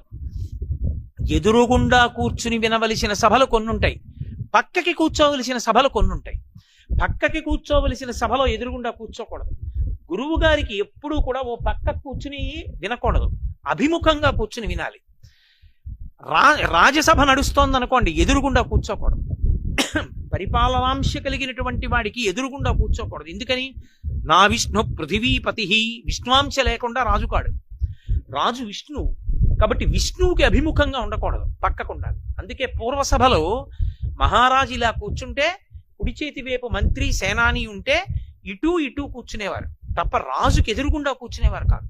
ఒకవేళ ఏదైనా రాజుగారికి చెప్పి వెళ్ళవలసి వస్తే వెనక్కి నడవాలి తప్ప రాజుకి పృష్ఠభాగం చూపించకూడదు. రాజుని ఈశ్వరుడిగా చూసేవాడు. అది సభా గౌరవం అంటే, సభా మర్యాద అంటే అలా ఉండేది. సభా మర్యాద తెలియని వాళ్ళని సభలోకి రానివ్వకూడదు. వాళ్ళకి ఆ సభలో ప్రవేశించడానికి యోగ్యత ఉన్నదా లేదా అది చూసి ప్రవేశపెట్టాలి. ఇవాళ లోకంలో అన్నిటికన్నా చాలా చవకబారు సభ ఏదంటే ఆధ్యాత్మిక సభ. అందరూ ఆహ్వానితులే అని రాస్తారు. ఎందుకు అందరూ ఆహ్వానితులు? ప్రతి పనికి మాలిన వాడు ఎందుకు అక్కడికి? ఇంట్లో ఏమీ కాలక్షేపం లేదు కాబట్టి పిల్లల్ని తీసుకొచ్చి అక్కడ కూర్చుని సెల్ ఫోన్లు నొక్కి ఇవ్వడానికే. అందుకు కాదు ఆధ్యాత్మిక సభలో. నువ్వేమైనా తెలుసుకోవడానికి ఉత్సాహం ఉంటే వచ్చి కూర్చోడానికి. అందరూ ఆహ్వానితులు కారు, జిజ్ఞాసువులే ఆహ్వానితులు. ఎవరు ఏమనుకున్నా అంతే. అందుకని ఎవరు అర్హులో వాళ్ళ కోసమే, మంది కోసం చెప్పరు ఆధ్యాత్మిక సభలో. ధరించాలన్న తాపత్రయం ఉన్న ఒక్కడు చాలు. అందుకే భాగవతాన్నంతటినీ ఒక్క పరీక్షిత్తు కోసమే చెప్పాడు శుకుడు. భగవద్గీతనంతటినీ ఒక్క అర్జునుడి కోసమే చెప్పాడు కృష్ణ పరమాత్మ. ఆదిత్య హృదయాన్నంతటినీ ఒక్క రాముడి కోసమే చెప్పాడు అగస్త్యుడు.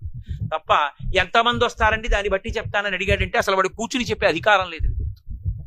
అసలు వాడిని పిలవకూడదు సభకి, ఎందుకు వాడికి అసలు చెప్పే అధికారం లేదని గుర్తు. సభలో కూర్చున్న వాడికి ఆ మర్యాద లేనప్పుడు వాడికి ఆ సభా ప్రవేశం చేసే అధికారం లేదు. కాబట్టి శిష్యులు కాబట్టి గురువు గారికి అభిముఖంగా కూర్చున్నారు. కానీ మనం ధ్యాన మందిరాన్ని నిర్మాణం చేశామనుకోండి, అలా పెట్టాం. ఎందుకు పెట్టామో తెలుసా? అటువంటి మహానుభావుల పృష్ఠభాగాలు మనం చూడవలసి వస్తుంది. అందుకని ఏం చేస్తామంటే కొంచెం ఏటవాలుగా పెడతారు. అంటే పూర్తిగా గురువు గారికి పక్కకి వెళ్ళిపోకుండా, పూర్తిగా ముందుకి కాకుండా, కొద్దిగా ఇలా ఇలా ఇలా వచ్చేటట్టు పెడతారు. అంటే గురువు గారి వైపే చూస్తున్నట్టు. ఇప్పుడు మీరు ఒకటి గుర్తుపట్టండి, దక్షిణామూర్తి ఎటు చూస్తున్నారు? దక్షిణాన్ని చూస్తారు. లోకంలో ఏ మూర్తి దక్షిణాభిముఖం కావు. ఒక్క దక్షిణాభిమూర్తి దక్షిణాన్ని చూస్తారు. విష్ణు స్వరూపాల్లో శ్రీరంగనాథుడు చూస్తాడు దక్షిణ లంకని. కాబట్టి ఆయన దక్షిణాన్ని చూస్తూ ఉంటారు. మర్రి చెట్టు పుట్టి మర్రి చెట్టు కింద దక్షిణాభిముఖంగా పెట్టేటట్టుగా అవకాశం దొరికిందనుకోండి, అదృష్టం. మనకి పట్టింది ఇక్కడ నారకొండం దగ్గర. కాబట్టి ఇప్పుడు ఆయన దక్షిణాన్ని చూస్తే శిష్యులు ఎటు చూస్తారు? ఉత్తరాన్ని చూస్తారు కదా. గురువు గారు దక్షిణాన్ని చూస్తున్నారు, శిష్యులు ఉత్తరాన్ని చూస్తున్నారు. ఇప్పుడు ఏమైంది? పెద్ద పెనుమార్పు వచ్చేసింది. అసలు ఆ కూర్చోవడంలోనే ఒక పెనుమార్పు వచ్చేస్తుంది. ఏమిటా మార్పు అంటే, ఈ జీవులందరి ప్రయాణాలు దక్షిణ దిక్కుగా వెళ్ళిపోతుంటాయి. పైకి కనపడవు, కానీ జీవులందరూ కూడా ప్రయాణంలో దక్షిణ దిక్కుకు వెళ్ళిపోతుంటారు. దక్షిణ దిక్కుకు వెళ్ళిపోవడం అంటే అర్థం ఏంటంటే, ప్రతి ఊరికి శ్మశానం దక్షిణ దిక్కునే ఉంటుంది. దక్షిణాన యమధర్మరాజు గారు ఉంటాడు. అందుకని దక్షిణ దిక్కుకు వెళ్ళిపోతున్నాడంటే, ప్రత్యాయంతికతాహ పునర్న దివసాహ కాలో జగద్భక్షక అంటారు శంకరాచార్యుల వారు. ఒక రాత్రి ఒక పగలు అయిపోతే దక్షిణ దిక్కుకి నడక దగ్గర అయిపోతూ ఉంటాడు. దగ్గరగా వెళ్ళిపోతే ఏదో ఒక రోజున ఉసురు తీయవలసిన వాడు తీసేస్తాడు. అప్పుడు ఆ శరీరాన్ని ఏం చేస్తారు? దక్షిణ దిక్కున ఉన్న శ్మశానంలోనే బ్రహ్మాండంలో కలిపేస్తారు. దక్షిణ దిక్కుకి వెళ్ళిపోయినంత కాలం అర్థం ఏమిటంటే మళ్ళీ వస్తాడని గుర్తు. మళ్ళీ పుడతాడు. పాపపుణ్యాలు ఉన్నాయి కాబట్టి మళ్ళీ పుడతాడు. ఉత్తర దిక్కుకి వెళ్ళిపోయాడు అనుకోండి, ఇక పుట్టడని గుర్తు. అందుకే అయోధ్య ఉత్తరాన్ని ఉంటుంది. పుష్పక విమానాన్ని రావణాసురుడు తెస్తే ఉత్తరాన్ని నుంచి దక్షిణానికి తీసుకొస్తాడంటే భోగాలు అనుభవిస్తాడని గుర్తు. భగవద్జ్ఞానాన్ని సముపార్జన చేయడు. పట్టాభిషేకానికి విమానం వెళ్ళిపోతోందని గుర్తు ఏమిటంటే, లంక నుంచి అయోధ్య వెళ్ళిపోయి అక్కడి నుంచి కుబేరుడి దగ్గరికి వెళ్ళిపోతుంది. అంటే ఉత్తర దిక్కుకు ప్రయాణం చేస్తుంది పుష్పక విమానం. పుష్పక విమానం ఉత్తర దిక్కుకి వెడితే రాముడు ఉంటాడు. పుష్పక విమానం దక్షిణ దిక్కుకు వస్తే రావణుడు ఉంటాడు. అప్పుడప్పుడు వెళ్ళలేదా అండి అంటే పక్కన పెట్టండి. ప్రధానంగా పుష్పక చలనం ఎంతమంది ఎక్కినా ఒకళ్ళకి చోటు ఉంటుంది. ఎంతమంది ఈశ్వరుడు గురించి తెలుసుకుంటానన్న వాడికి ఇంకోటికి చోటు ఉంటుంది. అందుకే చైత్రమాసం వసంత నవరాత్రుల్లో శ్రీరామ పట్టాభిషేకం అందుకు చెయ్యాలి, అందుకు చేస్తారు. ఎంతమంది ఎక్కినా చోటు ఉంది. ఉత్తర దిక్కుకు ప్రయాణం మొదలుపెట్టని గుర్తు. అంతేగాని ఎందుకు చేస్తున్నామో తెలియకుండా పట్టాభిషేకాలు చేయకూడదు. ఉత్తినే లైవ్ టెలికాస్ట్లు ఇవ్వడానికి పట్టాభిషేకాలు చేయకూడదు. పట్టాభిషేకాలు ఎందుకు చేస్తున్నామో తెలుసుకుని పట్టాభిషేకం చేయాలి. అప్పుడు మార్పు. ఉత్తరానికి తిరిగి ఎందుకు కూర్చుంటారంటే, దక్షిణామూర్తి శిష్యులు, గురువు గారు దక్షిణం చూశాడు. ఎందుకు చూశాడు? ఆయనకి భయం లేదు. ఆయన్నిక దక్షిణం ఏం చేయలేదు. ఎందుకు చేయలేదు? ఆయన మృత్యుంజయుడు. అందుకే ఆయన సహజంగా ఉత్తరాన కూర్చుంటాడు. కైలాస పర్వతం మీద కూర్చుని దక్షిణాన్ని చూస్తూ ఉంటాడు. ఎందుకు చూస్తాడు? యమధర్మరాజు గారి వక్షస్థలం మీద తన్నాడు ఆయన. అందరినీ చంపే యముణ్ణి చంపేశాడు శివుడు. అందుకు శంకరాచార్యుల వారు వక్షస్థాడనమంతకస్య కఠినాపస్మార సంవర్ధనం బుభృత్పర్యటనం నమత్సురశిర కోటీర సంఘర్షణం కర్మేదం మృదులస్య తావక పదద్వంద్వస్య గౌరీపతే మచ్చేతోమణిపాదుకా విహరణం శంభో సదాంగీకురు అన్నారు. ఆ యముండి తగినప్పుడు నీ కాలెంత బాధపడిందో నా మనస్సన్న మణిపాదుక తొడుక్కోయా శంకరా అన్నారు శంకర భగవత్పాదులు. ఉత్తర దిక్కు వంక మనం చూశామంటే మృత్యుంజయుణ్ణి చూస్తున్నాం. మృత్యుంజయుణ్ణి చూస్తున్నాం కాబట్టి ఇదే చివరిసారి శరీరం శ్మశానానికి వెళ్ళడం. ఇక శరీరం వెళ్ళదు అంటే ఇక పుట్టడం. ఇక పుట్టకపోవడం దేని వల్ల సాధ్యం? జ్ఞానము వలన సాధ్యం.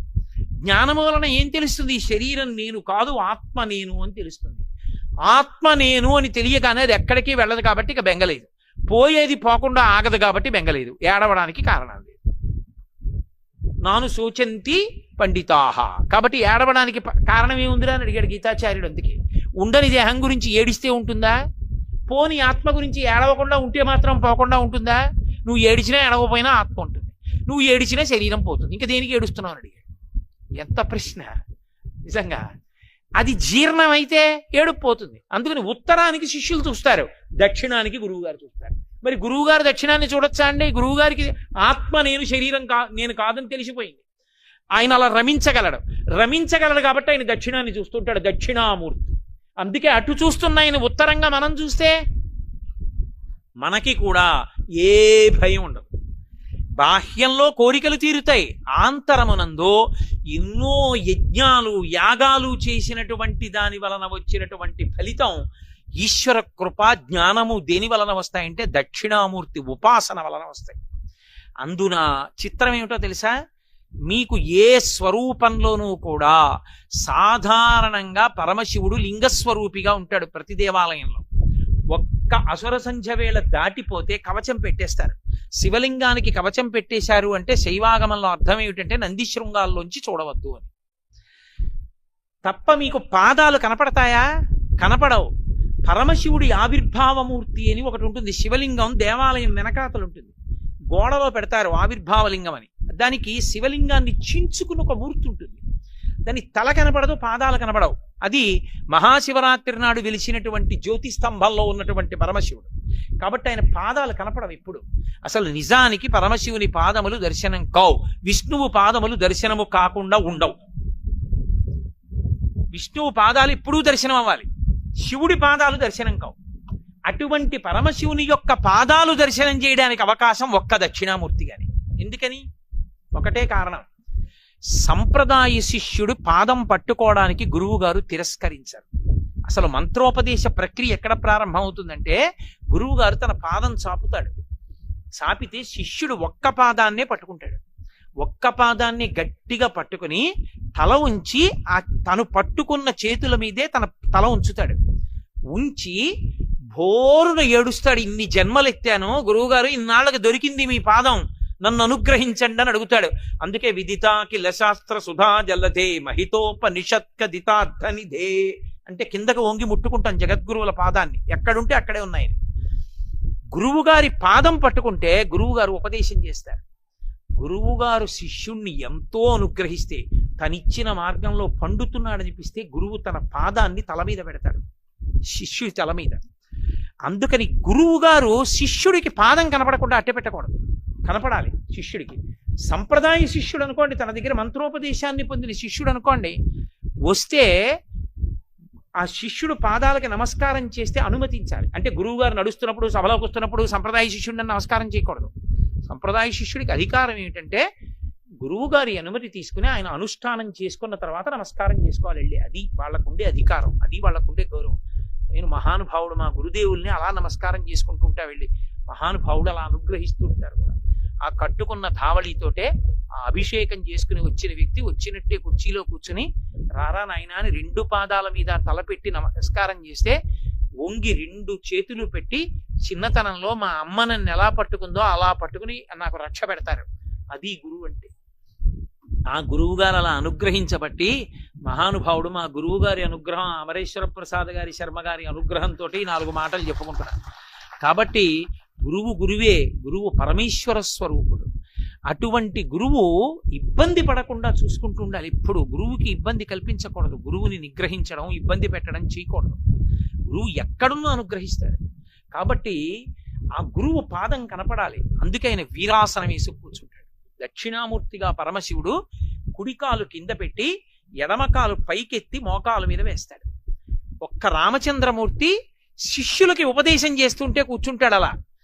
పరమశివుడు దక్షిణామూర్తిగా కూర్చుంటాడు. అప్పుడు మీకు పాదం కనపడుతుంది, ఇటుపక్క పాదం కనపడుతుంది, ఎడమ పాదం కుడికాలు మీద కనపడుతుంది, కుడి పాదం భూమి మీద కనపడుతుంది.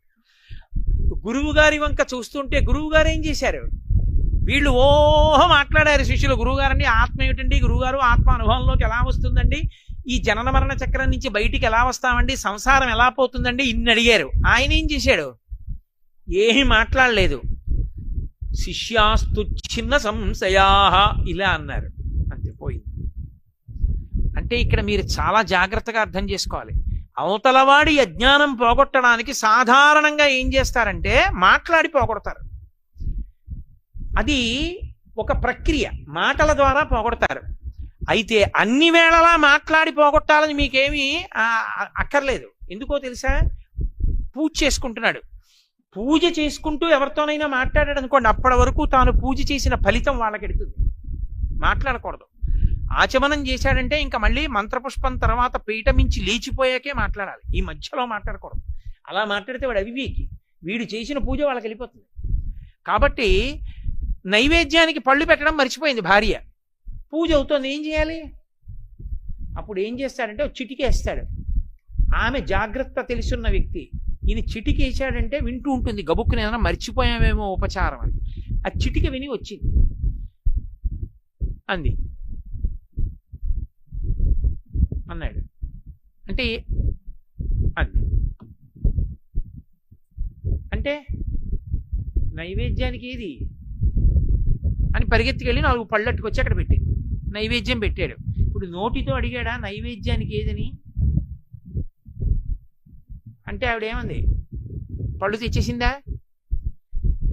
మాట్లాడితేనే అర్థమవుతుందని మీరు ఎందుకు అనుకుంటున్నారు? ముద్ర ద్వారా మాట్లాడడం అని సంకేతం ఉంటుంది, నోటితో మాట్లాడరు. చాలా ఉద్వేగం ఉన్నవాళ్ళు గట్టిగా మాట్లాడతారు, నిర్ణయం చేసేవాడు మౌనంగా సంకేతిస్తాడు. ఇది చూడండి, ఉట్టని దేశాల్లో వినపడేటట్టు అరుస్తారు 11 మంది కలిసి. నిర్ణయించేవాడు ఇలా అంటాడు, వాడేం మాట్లాడు. ఓ 11 మంది గెంతులేస్తారు, ఓడు ఏడుస్తూ పోతాడు, కొంతమంది తలలట్టుకుంటారు, కొంతమంది టీవీ కట్టేస్తారు. ఒక్కడి ఇలా అన్నదే నిర్ణయం, వాడేమీ మాట్లాడలేదు. ఇలా అన్నది దేశాల భవిష్యత్తుని నిర్ణయించింది, దశాబ్దాల ఆటని నిర్ణయించింది. అవునా? మౌన వ్యాఖ్య, ఏమీ మాట్లాడకుండా ఇంత జరిగిపోయిందా లేదా? అసలు గెలుపు ఓటమి నిర్ణయించేవాడు అక్కడ ఏమీ మాట్లాడటం, వాడు మౌనంగా ఉంటాడు. అసలు ఓడిపోవడమో గెలిపోయి రెండింటిలో ఏదో ఒకటే వచ్చేవాళ్ళు చాలా అరుస్తుంటారు, చాలా మాట్లాడుకుంటుంటారు కాదు. మౌన వ్యాఖ్య. అందుకని చిత్రంబట తరోర్మూలే వృద్ధా శిష్య గురుర్యువా గురోస్తు మౌనం వ్యాఖ్యానం అంటే మాట్లాడలేదని కాదు దాని అర్థం. మాట్లాడకుండా అవతల వాడికి సంశయం ఎలా తీరుస్తాడండి అంటే వీడికి అర్థం కాలేదు అసలు దాని గురించి అని. అది చిత్రం. ఆయన సంకేత భాష చేత మాట్లాడాడు అని అంటే అది ఒక రకమైనటువంటి, ఇప్పుడు మీకు బాగా అర్థం అవ్వాలంటే నేను మాట వాడాలి, బాడీ లాంగ్వేజ్ అనవలసి ఉంటుందేమో కాదు. ఇప్పుడు ఇక్కడ మాట్లాడుతున్నారు అనుకోండి, ఉపన్యాసంలో ఎదురుకుండా కూర్చుని అన్నాను అనుకోండి, అంటే దాని అర్థం మాట్లాడొద్దనేనా? నువ్వు ఇప్పుడు మాట్లాడామని కాదు, బెగ్గపెట్టుకోకు. ఇలా అంటే మాట్లాడొద్దనేనా? నేను ఇలా అనగానే అని మాట్లాడడం మానేస్తావా? అలాగే ఆయన మౌనంగా ఇలా పట్టాడు, వాళ్ళకి తెలిసిపోయింది. ఒక శివరాత్రి నాడు ఇది జరిగింది యథార్థంగా. భగవాన్ రమణ మహర్షిని దక్షిణామూర్తి స్తోత్రం చెప్పండి, వ్యాఖ్యానం చెప్పండి అని అడిగేవారు. ఆయన మాట్లాడేవారు కాదు. చాలా కాలం అయిపోయిన తర్వాత మహాశివరాత్రి నాడు ఆయన విరూపాక్ష గుహలో కూర్చున్నారు. రాత్రి 10 అయింది. చాలా మంది వెళ్ళారు. అయ్యా మిమ్మల్ని ఎప్పటి నుంచో అడుగుతున్నాం, మా అందరికీ ఒక్కసారి మీరు దక్షిణామూర్తి స్తోత్ర వ్యాఖ్యానం చెప్పండి అన్నారు. ఆయన పద్మాసనం వేసుకుని ఇలా పట్టి కూర్చున్నారు. ఏమైందో తెలియదు వాళ్ళకి. సూర్యోదయం అవుతూ ఉండగా వాళ్ళందరూ లేచన్నారు, మాకు అర్థమైపోయింది స్తోత్రం. దక్షిణామూర్తి తర్వాత ఈ దేశంలో మళ్ళీ అలా రచించిన వారు శంకరాచార్యులు వారు. దక్షిణామూర్తి స్తోత్రాన్ని ముద్రతోటే మాట్లాడకుండా వ్యాఖ్యానం చేసి తన చుట్టూ ఉన్న వాళ్ళకి అర్థమయ్యేట్టు చేసిన వారు రమణ భగవాన్. తాను అనుభవించారు కాబట్టి తాను అలా చెప్పారు, ముద్ర పట్టి చెప్పేశారు. ఇలా దీన్ని చిన్ముద్ర, జ్ఞానముద్ర అంటారు. అందుకని గురోస్తు మౌనం వ్యాఖ్యానం శిష్యాస్తు చిన్న సంశయా, శిష్యుల యొక్క అనుమానాలన్నీ తీరిపోయి అంతే. ఆ ఒక్కటే కాదు, నేపాల్ నుంచి వచ్చి భారతదేశ భాష ఒక్కటి రాని వ్యక్తి రమణ మహర్షి దగ్గరికి వెళ్ళాడు. బోలెడని అడగాలండి అని అడిగాడు. నవ్వారు అందరూ. ఎలా అడుగుతావు, నీకు భాషలు రావు కదా అని. ఎలా అయినా చెప్పుకుంటానన్నాడు. వచ్చారు రమణ మహర్షి, సోఫాలో పడుకున్నారు. ఈయన వెళ్ళి ఇలా కూర్చున్నాడు, పుస్తకం తీశాడు అడుగుదామని. ఇలా ప్రశ్న చదివి ఇలా చూశాడు, అర్థమైపోయింది. ప్రశ్న చదివి ఇలా చూశాడు, అర్థమైపోయింది. అన్ని మౌనంగా చదువుకుని ఇలా చూసేవాడు, అర్థమైపోయేది. బయటికి వచ్చి అన్నిటికీ వ్యాఖ్యానం చెప్పాడు, నేపాలీ భాషలో తర్జుమా చేశారు. ఎలా అర్థమయ్యాయి అన్నారు. ఆయన నవ్వుతూ చూశారు, నాకు అర్థమయ్యాయి. ఆయన మౌనంగా లేరు, ఆయన కళ్ళతోటే వ్యాఖ్యానం చేశారు. సాధ్యం మహాత్ములకు, ఆ స్థాయికి వెళ్ళిన వారికి సాధ్యం. అందుకే గురోస్తు మౌనం వ్యాఖ్యానం శిష్యాస్తు చిన్న సంశయా. ఇప్పటికీ నువ్వు కూడా పొందగలవు ఒక్క దక్షిణామూర్తి దగ్గర. అందుకే కూర్చుంటారు, నిలబడి వెళ్ళిపోకూడదు. ఆయన కూర్చున్నాడు ప్రశాంతంగా, నువ్వు నిలబడి వెళ్ళిపోతే నీ కర్మ, నిన్ను ఎవడేం చేస్తాడు? కుడి పాదం ఇలా ముందుకి చాపుతారు, ఇంకా యోగ శక్తితో ఉన్నాడని గుర్తేమిటో తెలుసా? ఆయన ఇంకా యోగమునందు ఉన్నాడని గుర్తేమిటంటే ఒక్కొక్క చోట పాదం ఇలా నిలువుగా ఉండదు, ఇలా పక్కకి తిప్పుంటాడు. గుంటూరులో ఆ శారదా పరమేశ్వరి దేవస్థానంలో దక్షిణామూర్తి పాదం అలా ఉంటుంది, ఇలా పక్కకుంటుంది, ఇలా ఉండదు, ఇలా పక్కకుంటుంది. ఇలా పెట్టుకుని అసలు ఎవడైనా కూర్చోగలడు అంతసేపు? నరాలు తిరిగిపోతాయి. ఒక్క గుంటూరు శారదా పరమేశ్వరి దేవస్థానంలో అంతటి యోగమూర్తిగా పెట్టారు. ఏ మహానుభావుడు ప్రతిష్ఠ చేశాడో నాకు తెలియదు. అంత గొప్ప స్వరూపం దక్షిణామూర్తి అంటే. అప్పుడు మీరు చక్కగా రోజు ధ్యానం మంటపంలో కూర్చుని ఆయన వంక చూసి ధ్యానం చేస్తున్నారనుకోండి, ఏం చెయ్యక్కర్లేదు, రేపు మీకు నేర్పుతా ఎలా చూడాలో. ఆయన వంక అలా చూస్తూ కూర్చున్నారనుకోండి, మౌనంగా మీరు ఎలా పూజ చేసేయచ్చో మీకు నేర్పుతాను. అది కూడా నా గొప్పతనం ఏం కాదు, శంకరాచార్యుల వారే నేర్పారు నిర్గుణ మానస పూజ అని. ఎలా చెయ్యొచ్చో చెప్తాను. అలా కూర్చుని రోజు ఆయన ముందు చేస్తున్నారు అనుకోండి, మీకు ఆయన సమస్తమైన కోర్కెలు తీరుస్తాడు, పరమ శాంతమూర్తుల్ని చేస్తాడు, తొట్టతుదకు జ్ఞానం ఇచ్చి మోక్షానికి పంపించేస్తాడు. అది కూడా ఇచ్చేస్తాడు. అందుకే దక్షిణామూర్తి అంటే దక్షిణామూర్తే. తమిళ దేశంలో దక్షిణామూర్తి దేవాలయం లేకుండా ఉండదు, శివాలయం. అంత గొప్ప దక్షిణామూర్తి ధ్యాన మంటపం ఇక్కడ వస్తోంది. అటువంటి దక్షిణామూర్తి స్తోత్రాన్ని శంకరాచార్యులు వారు రచించారు. శంకరాచార్యుల వారి గురించి బాగా తెలిసున్న పెద్దలు ఒక మాట చెప్తారు. వారు 5వ సంవత్సరం వచ్చేటప్పటికి వారికి సంస్కృత భాష, వేదములు, పురాణములు, కావ్యములు అన్ని కరతలామలకములైపోయాయి. ఆయనకు పుస్తకం అక్కర్లేదు, అలా వ్యాఖ్యానం చేశారు. ఏకసంధాగ్రాహి, ఒక్కసారి చూసేవారు ఆయన అంతే. అటువంటి శంకరాచార్యుల వారి జీవితం మొత్తం మీద 18 మాటలు చదివింది ఒక్కటే ఒక్కటి ఉంది. 18 మార్లు చదివారు దాన్ని అంటారు. 2 మాటలు 3 మాటలు కాదు, అదొక్కదాన్నే 18 మాటలు చదివారు. ఏది అంటే స్కాంద పురాణాంతర్గతమైనటువంటి సూత సంహిత. శంకరులు ఒక్క సూత సంహితనే 18 మాటలు చదివారు. 18 మాటలు చదివి అప్పుడు బ్రహ్మసూత్ర భాష్యం దక్షిణామూర్తి స్తోత్రం రాశారు. శంకరులు దక్షిణామూర్తి స్తోత్రం రాయాలంటే 18 మాటలు సూత సంహిత చదవలసి వచ్చింది. మిగిలిన స్తోత్రాలన్నీ ఒకెత్తు తక్కెట్లో, ఒక్క దక్షిణామూర్తి స్తోత్రం ఒక్కటే ఒకెత్తు. ఎందుకో తెలుసా?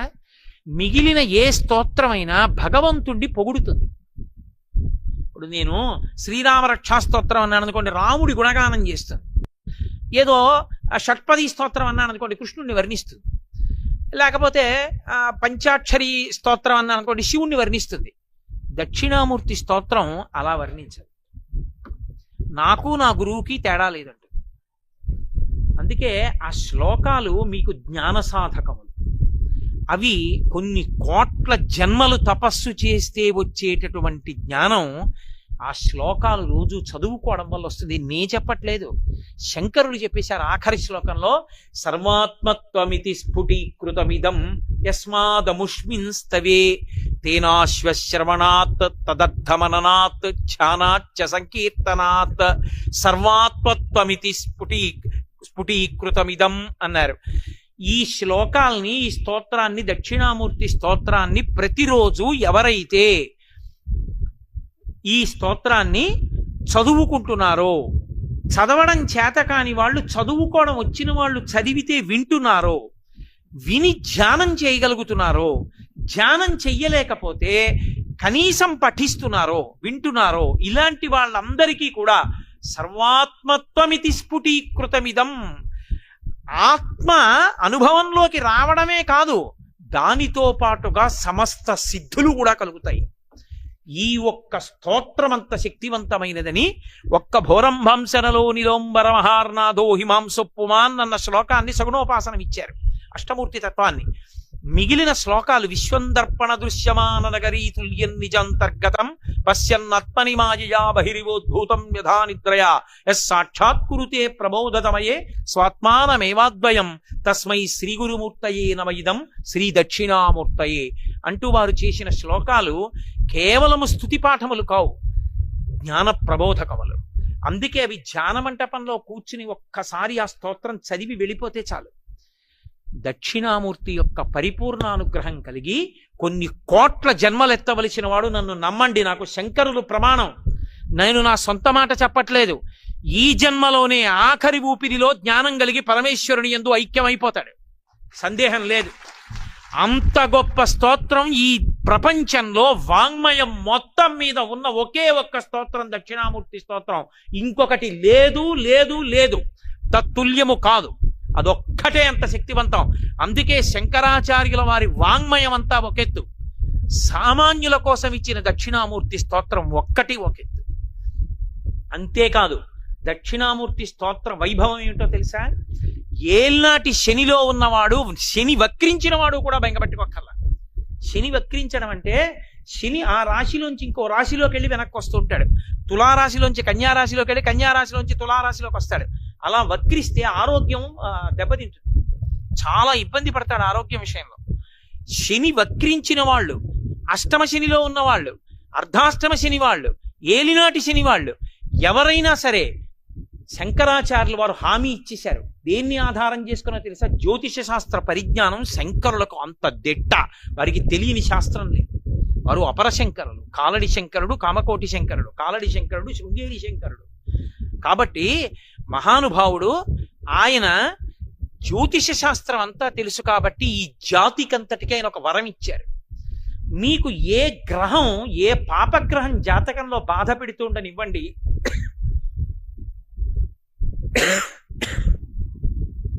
గురుగ్రహం యొక్క అనుగ్రహం మీకు ఉన్నంత కాలం మీ జాతకంలో ఇతర గ్రహములు ఏమీ చెయ్యలేవో. అందుకే జ్యోతిష శాస్త్ర పరిజ్ఞానం వేరు. జ్యోతిష శాస్త్ర పరిజ్ఞానం పౌరాణిక జ్ఞానంతో, అందుకే వేదానికి ఉపాంగం. వేదానికి ఉపాంగంగా జ్యోతిషం తెలుసుకోవడం వేరు. దాని వలన ఏమవుతుందంటే రోజు దక్షిణామూర్తి స్తోత్రం చేసేవాణ్ణి శనీశ్వర గ్రహం కూడా చెనకదు. కారణం ఏమిటంటే బలహీనంగా ఉన్న గురుగ్రహాన్ని అది బలవంతం చేస్తుంది జాతకంలో. పైకి కనపడదు. జాతకం చూశారనుకోండి, గురుగ్రహం బలం లేదండి మీకు అంటాడు. నేను యథార్థంగా చూసా, పైకి చెప్పడం ఇష్టం లేదు నాకు ఎవరి విషయంలోనూ. ఒక సమయంలో ఒక వ్యక్తి ఇంటికి వచ్చి, ఏమయ్యా యథార్థానికి నీ భార్య చనిపోయి 3 నెలలు అవ్వాలి, ఇప్పటికి నువ్వు భార్యాహీనుడు అయిపోవాలి, నీ జాతకంలో గ్రహాలంత భయంకరంగా ఉన్నాయి, అయినా నువ్వు ఇంత సంతోషంగా ఉన్నావు, ఇంత నవ్వుతూ ఉన్నావు, కనీసం నీ భార్య మృత్యు వరకైనా వెళ్ళొచ్చిందా? నిజం చెప్పని అడిగాడు. వెళ్ళొచ్చింది, నిజమే, యథార్థమే. ఆమె వెళ్ళిపోతోందని కూడా తెలియదు ఈయనకి. మృత్యువు దగ్గరికి వెళ్ళిపోయి వెనక్కి వచ్చేసింది ఆవిడ. అదృష్టం. ఆవిడ వెళ్ళిపోయిందన్న విషయం ఆవిడికి తెలియదు, ఆవిడ వెళ్ళిపోయిందన్న విషయం ఈవిడికి తెలియదు, ఈయనకి తెలియదు. రక్షింపబడ్డాడు. ఎవరోనే చెప్పను, ఎందుకో చెప్పేస్తాను మీకు. ఆవిడికి షుగర్ వచ్చిందన్న విషయం ఆయనకి తెలియదు, ఆవిడికి తెలియదు. వాళ్ళిద్దరికీ షుగర్ గురించి తెలియదు. తెలియకపోవడం వల్ల నీరసంగా ఉంటోందని ఆయన ఇంకా గ్లూకోజు పళ్ళు పట్టుకొచ్చేవాడు ప్రేమతో. ఆవిడ ఇంకా గ్లూకోజ్ కలుపు తాగేస్తుండేది, పళ్ళు ఇంకా తినేసి పళ్ళరసాలు తాగేసి 2, 3, 4, 5 దగ్గరికి వెళ్ళిపోయింది షుగర్. తెలియదు వాళ్ళిద్దరికి షుగర్ గురించి. అసలు ఇవాళ నాకు కాళ్ళు కదలటం లేదండి, చేతులు కదలటం లేదండి, అసలు ఏమిటో నాకు పట్టివ్వట్లేదు, పటకారా వంట చేయలేనంది ఆవిడ. అంటే ఆయన అన్నాడు, ఏమిటి అలా ఉందంటున్నావు, ఓసారి ఫలానా డాక్టర్ గారి దగ్గరికి వెళ్ళి చూపించుకో అని ఆయన వెళ్ళిపోయాడు. ఈ అమ్మాయి డాక్టర్ గారి దగ్గరికి వెళ్ళింది. ఆ డాక్టర్ గారికి ఎందుకో అనుమానం వచ్చి, అది మన జాతి గొప్పతనం ఏమిటంటే భగవంతుడి ప్రార్థన చేస్తే భగవంతుడు రక్షిస్తాడని ప్రార్థనలు చెయ్యం మనం. భగవంతుడిని ప్రార్థన చేస్తే వైద్యుడిగా రక్షిస్తాడు. కృతజ్ఞత వైద్యుడికి. ప్రథమో దైవ్యోభిషకో, వైద్యుని యందు బుద్ధి ప్రచోదనం చేస్తాడు. వాడి బాధ ఏమిటో పసిగట్టే శక్తి వైద్యుడికి ఇస్తాడు. ఆయన ఎందుకో బ్లడ్ టెస్ట్ చేశాడు.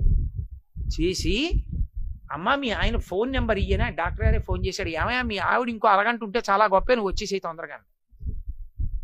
ఆయన గబగబా తిరిగి వచ్చాడు. తిరిగి వస్తే, అసలు ఇలా ఎలా బతికుందయా మీ ఆవిడ, నాకు అర్థం కాలేదు, ఈ పాటికి ఎప్పుడో పోవాలి కోమాలోకి, కనీసం మూత్రపిండాలు ఏమన్నా పోవాలి, ఎలా బతికుందయా అని షుగర్కి వైద్యం మొదలెట్టాడు. ఆవిడ బతికి బట్టగట్టి. ఓ రోజు రాత్రి 8:30కో జ్యోతిష్కుడు వచ్చి ఆయన జాతక చక్రం పట్టుకుని అడిగాడు, ఈ భార్య చచ్చిపోవాలి ఎలా బతికిందని.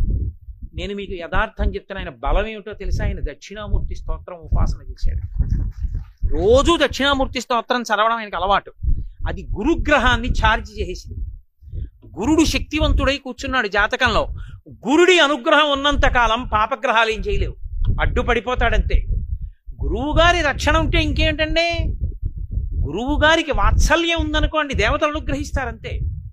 కాబట్టి జాతకంలో గురుగ్రహం యొక్క అనుగ్రహం ఉంది, పాపగ్రహాలు ఊరుకున్న ఏం చేయలేకపోయి.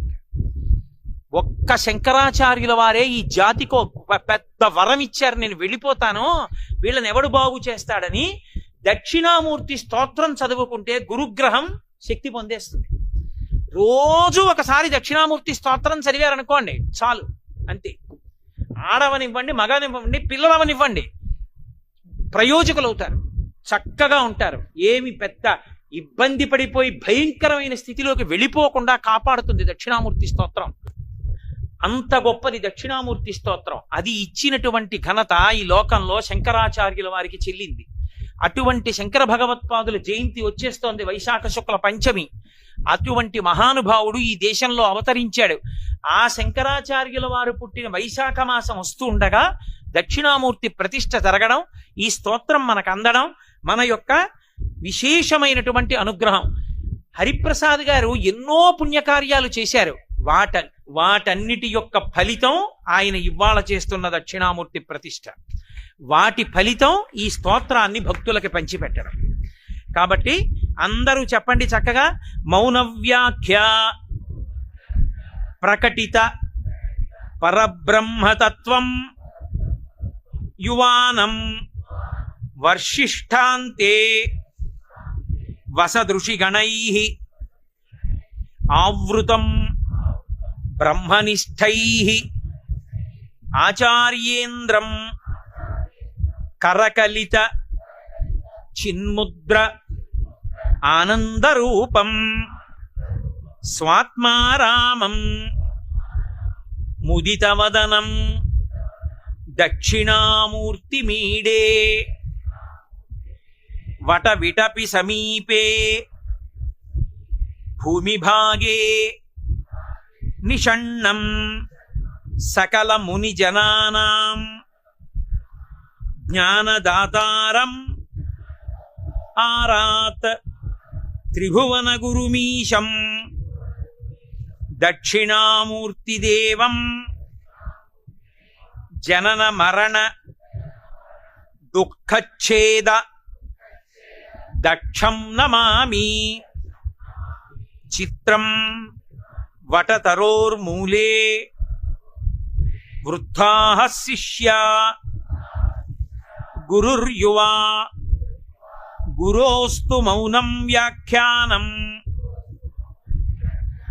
శిష్యాస్తు ఛిన్న సంశయాః నిధయే సర్వవిద్యానాం భిషజే భవరోగిణాం గురవే సర్వలోకానాం దక్షిణామూర్తయే నమః. ఓం నమః ప్రణవార్థాయ శుద్ధ జ్ఞానైకమూర్తయే నిర్మలాయ ప్రశాంతాయ దక్షిణామూర్తయే నమః. సదాశివసమారంభాం శంకరాచార్యమధ్యమాం అస్మదాచార్యపర్యంతాం వందే గురుపరంపరాం.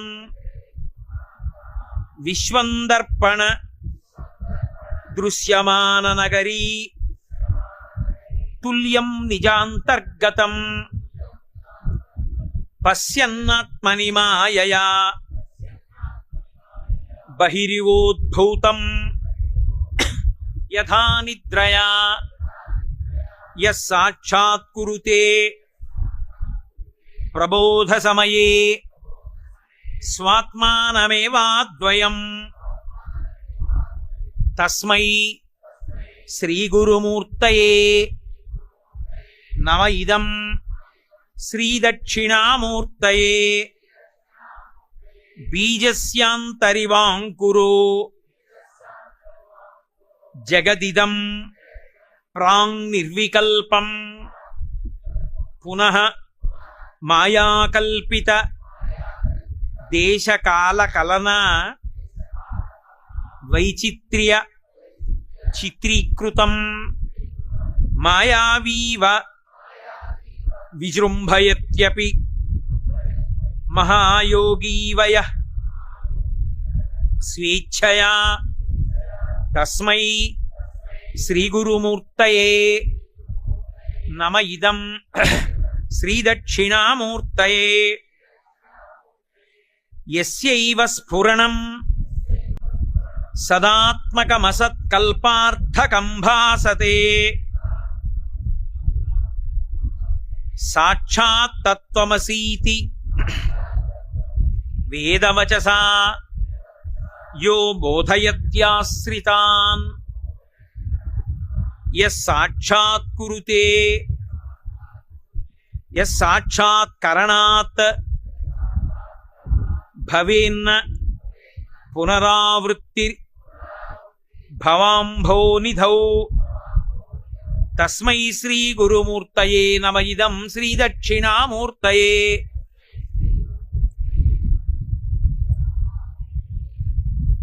నానాఛిద్రఘటోదరస్థిత మహాదీప ప్రభాభాస్వరం జ్ఞానం యస్యతు చక్షురాది కరణద్వారా బహిస్పందతే జానామీతి తమేవ భాంత అనుభాత్యేతత్ సమస్తం జగత్. తస్మై శ్రీ గురుమూర్తయే నమ ఇదం శ్రీ దక్షిణామూర్తయే. దేహం ప్రాణమపీంద్రియాణ్యపి చలాం బుద్ధిం చ శూన్యం విదుః స్త్రీ బాల అంధ జడ ఉపస్త్వహమితి భ్రాంతా భృశంవాదినః మాయాశక్తి విలాసకల్పిత మహావ్యామోహ సంహారిణే. తస్మై శ్రీగురుమూర్తయే నమ ఇదం శ్రీదక్షిణామూర్తయే. ఏది కొంచెం ఇక్కడి నుంచి కొంత తేలిగ్గానే ఉంటాయి కాబట్టి పూర్తిగా చెప్పండి. రాహుగ్రస్త దివాకరేందు సదృశో మాయా సమాచ్ఛాదనాత్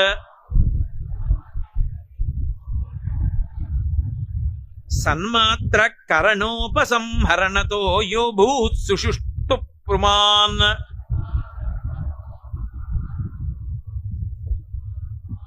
సన్మాత్ర కరణోపసంహరణతో యో భూత్ సుషుప్త పుమాన్. ప్రాగస్వాప్సమితి ప్రబోధ సమయే య ప్రత్యభిజ్ఞాయతే. తస్మై శ్రీ గురుమూర్తయే నమ ఇదం శ్రీ దక్షిణామూర్తయే. బాల్యాదిష్వపి జాగ్రదాదిషు తథా సర్వాస్వస్థాస్యపి వ్యావృత్తా స్వనువర్తమాన మహమిత్యంతః స్ఫురంతం సదా స్వాత్మానం ప్రకటీకరోతి భజతాం యో భద్రయా ముద్రయా. తస్మై శ్రీ గురుమూర్తయే నమ ఇదం శ్రీ దక్షిణామూర్తయే.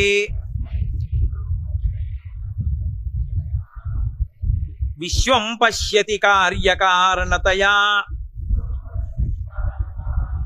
స్వస్వామి సంబంధతః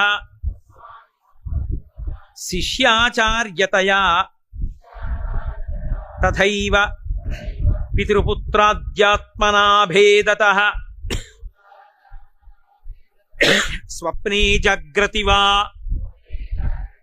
యయేష పురుషో మాయా పరిభ్రామితః. తస్మై శ్రీ గురుమూర్తయే నమ ఇదం శ్రీ దక్షిణామూర్తయే. భూరంభాంశనలో నిలోంబరమహార్నాథో హిమాంసు పుమాన్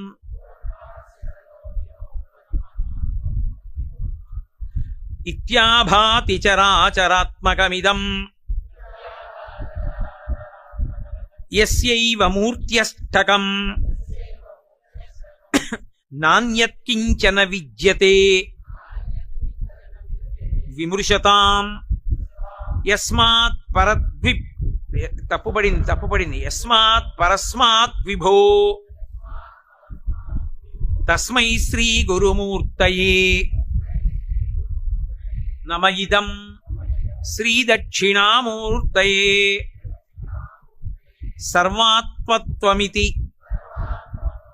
స్ఫుటీకృతమిదం యస్మాదముష్మిన్ స్తవే తేనాస్య శ్రవణాత్ తదర్థమననాత్ ధ్యానాచ్చ సంకీర్తనాత్ సర్వాత్మత్వమితి సర్వాత్మత్వ మహావిభూతి సహితం స్యాదీశ్వరత్వం స్వతః సిద్ధ్యేత్ తత్ పునరష్ఠదా పరిణతం చైశ్వర్యమవ్యాహతం. సర్వాత్మత్వ మహావిభూతి సహితం స్వాదీశ్వరత్వం స్వతః సిద్ధ్యేత్ తత్ పునరష్టదా పరిణతం చైశ్వర్యం అవ్యాహతం. ఇందులో ఏం అపనమ్మకం అక్కర్లేదు. ఈ స్తోత్రాన్ని రోజు చదువుకున్న వాళ్ళకి అఖండమైన ఇతర విభూతులతో కలిపి ఆత్మ అనుభవంలోకి వచ్చి మళ్లీ పుట్టవలసిన అవసరాన్ని పోగొట్టుకుంటారు అని శంకర భగవత్పాదులు మనకి అభయం ఇస్తూ చేసినటువంటి అద్భుతమైనటువంటి స్తోత్రం.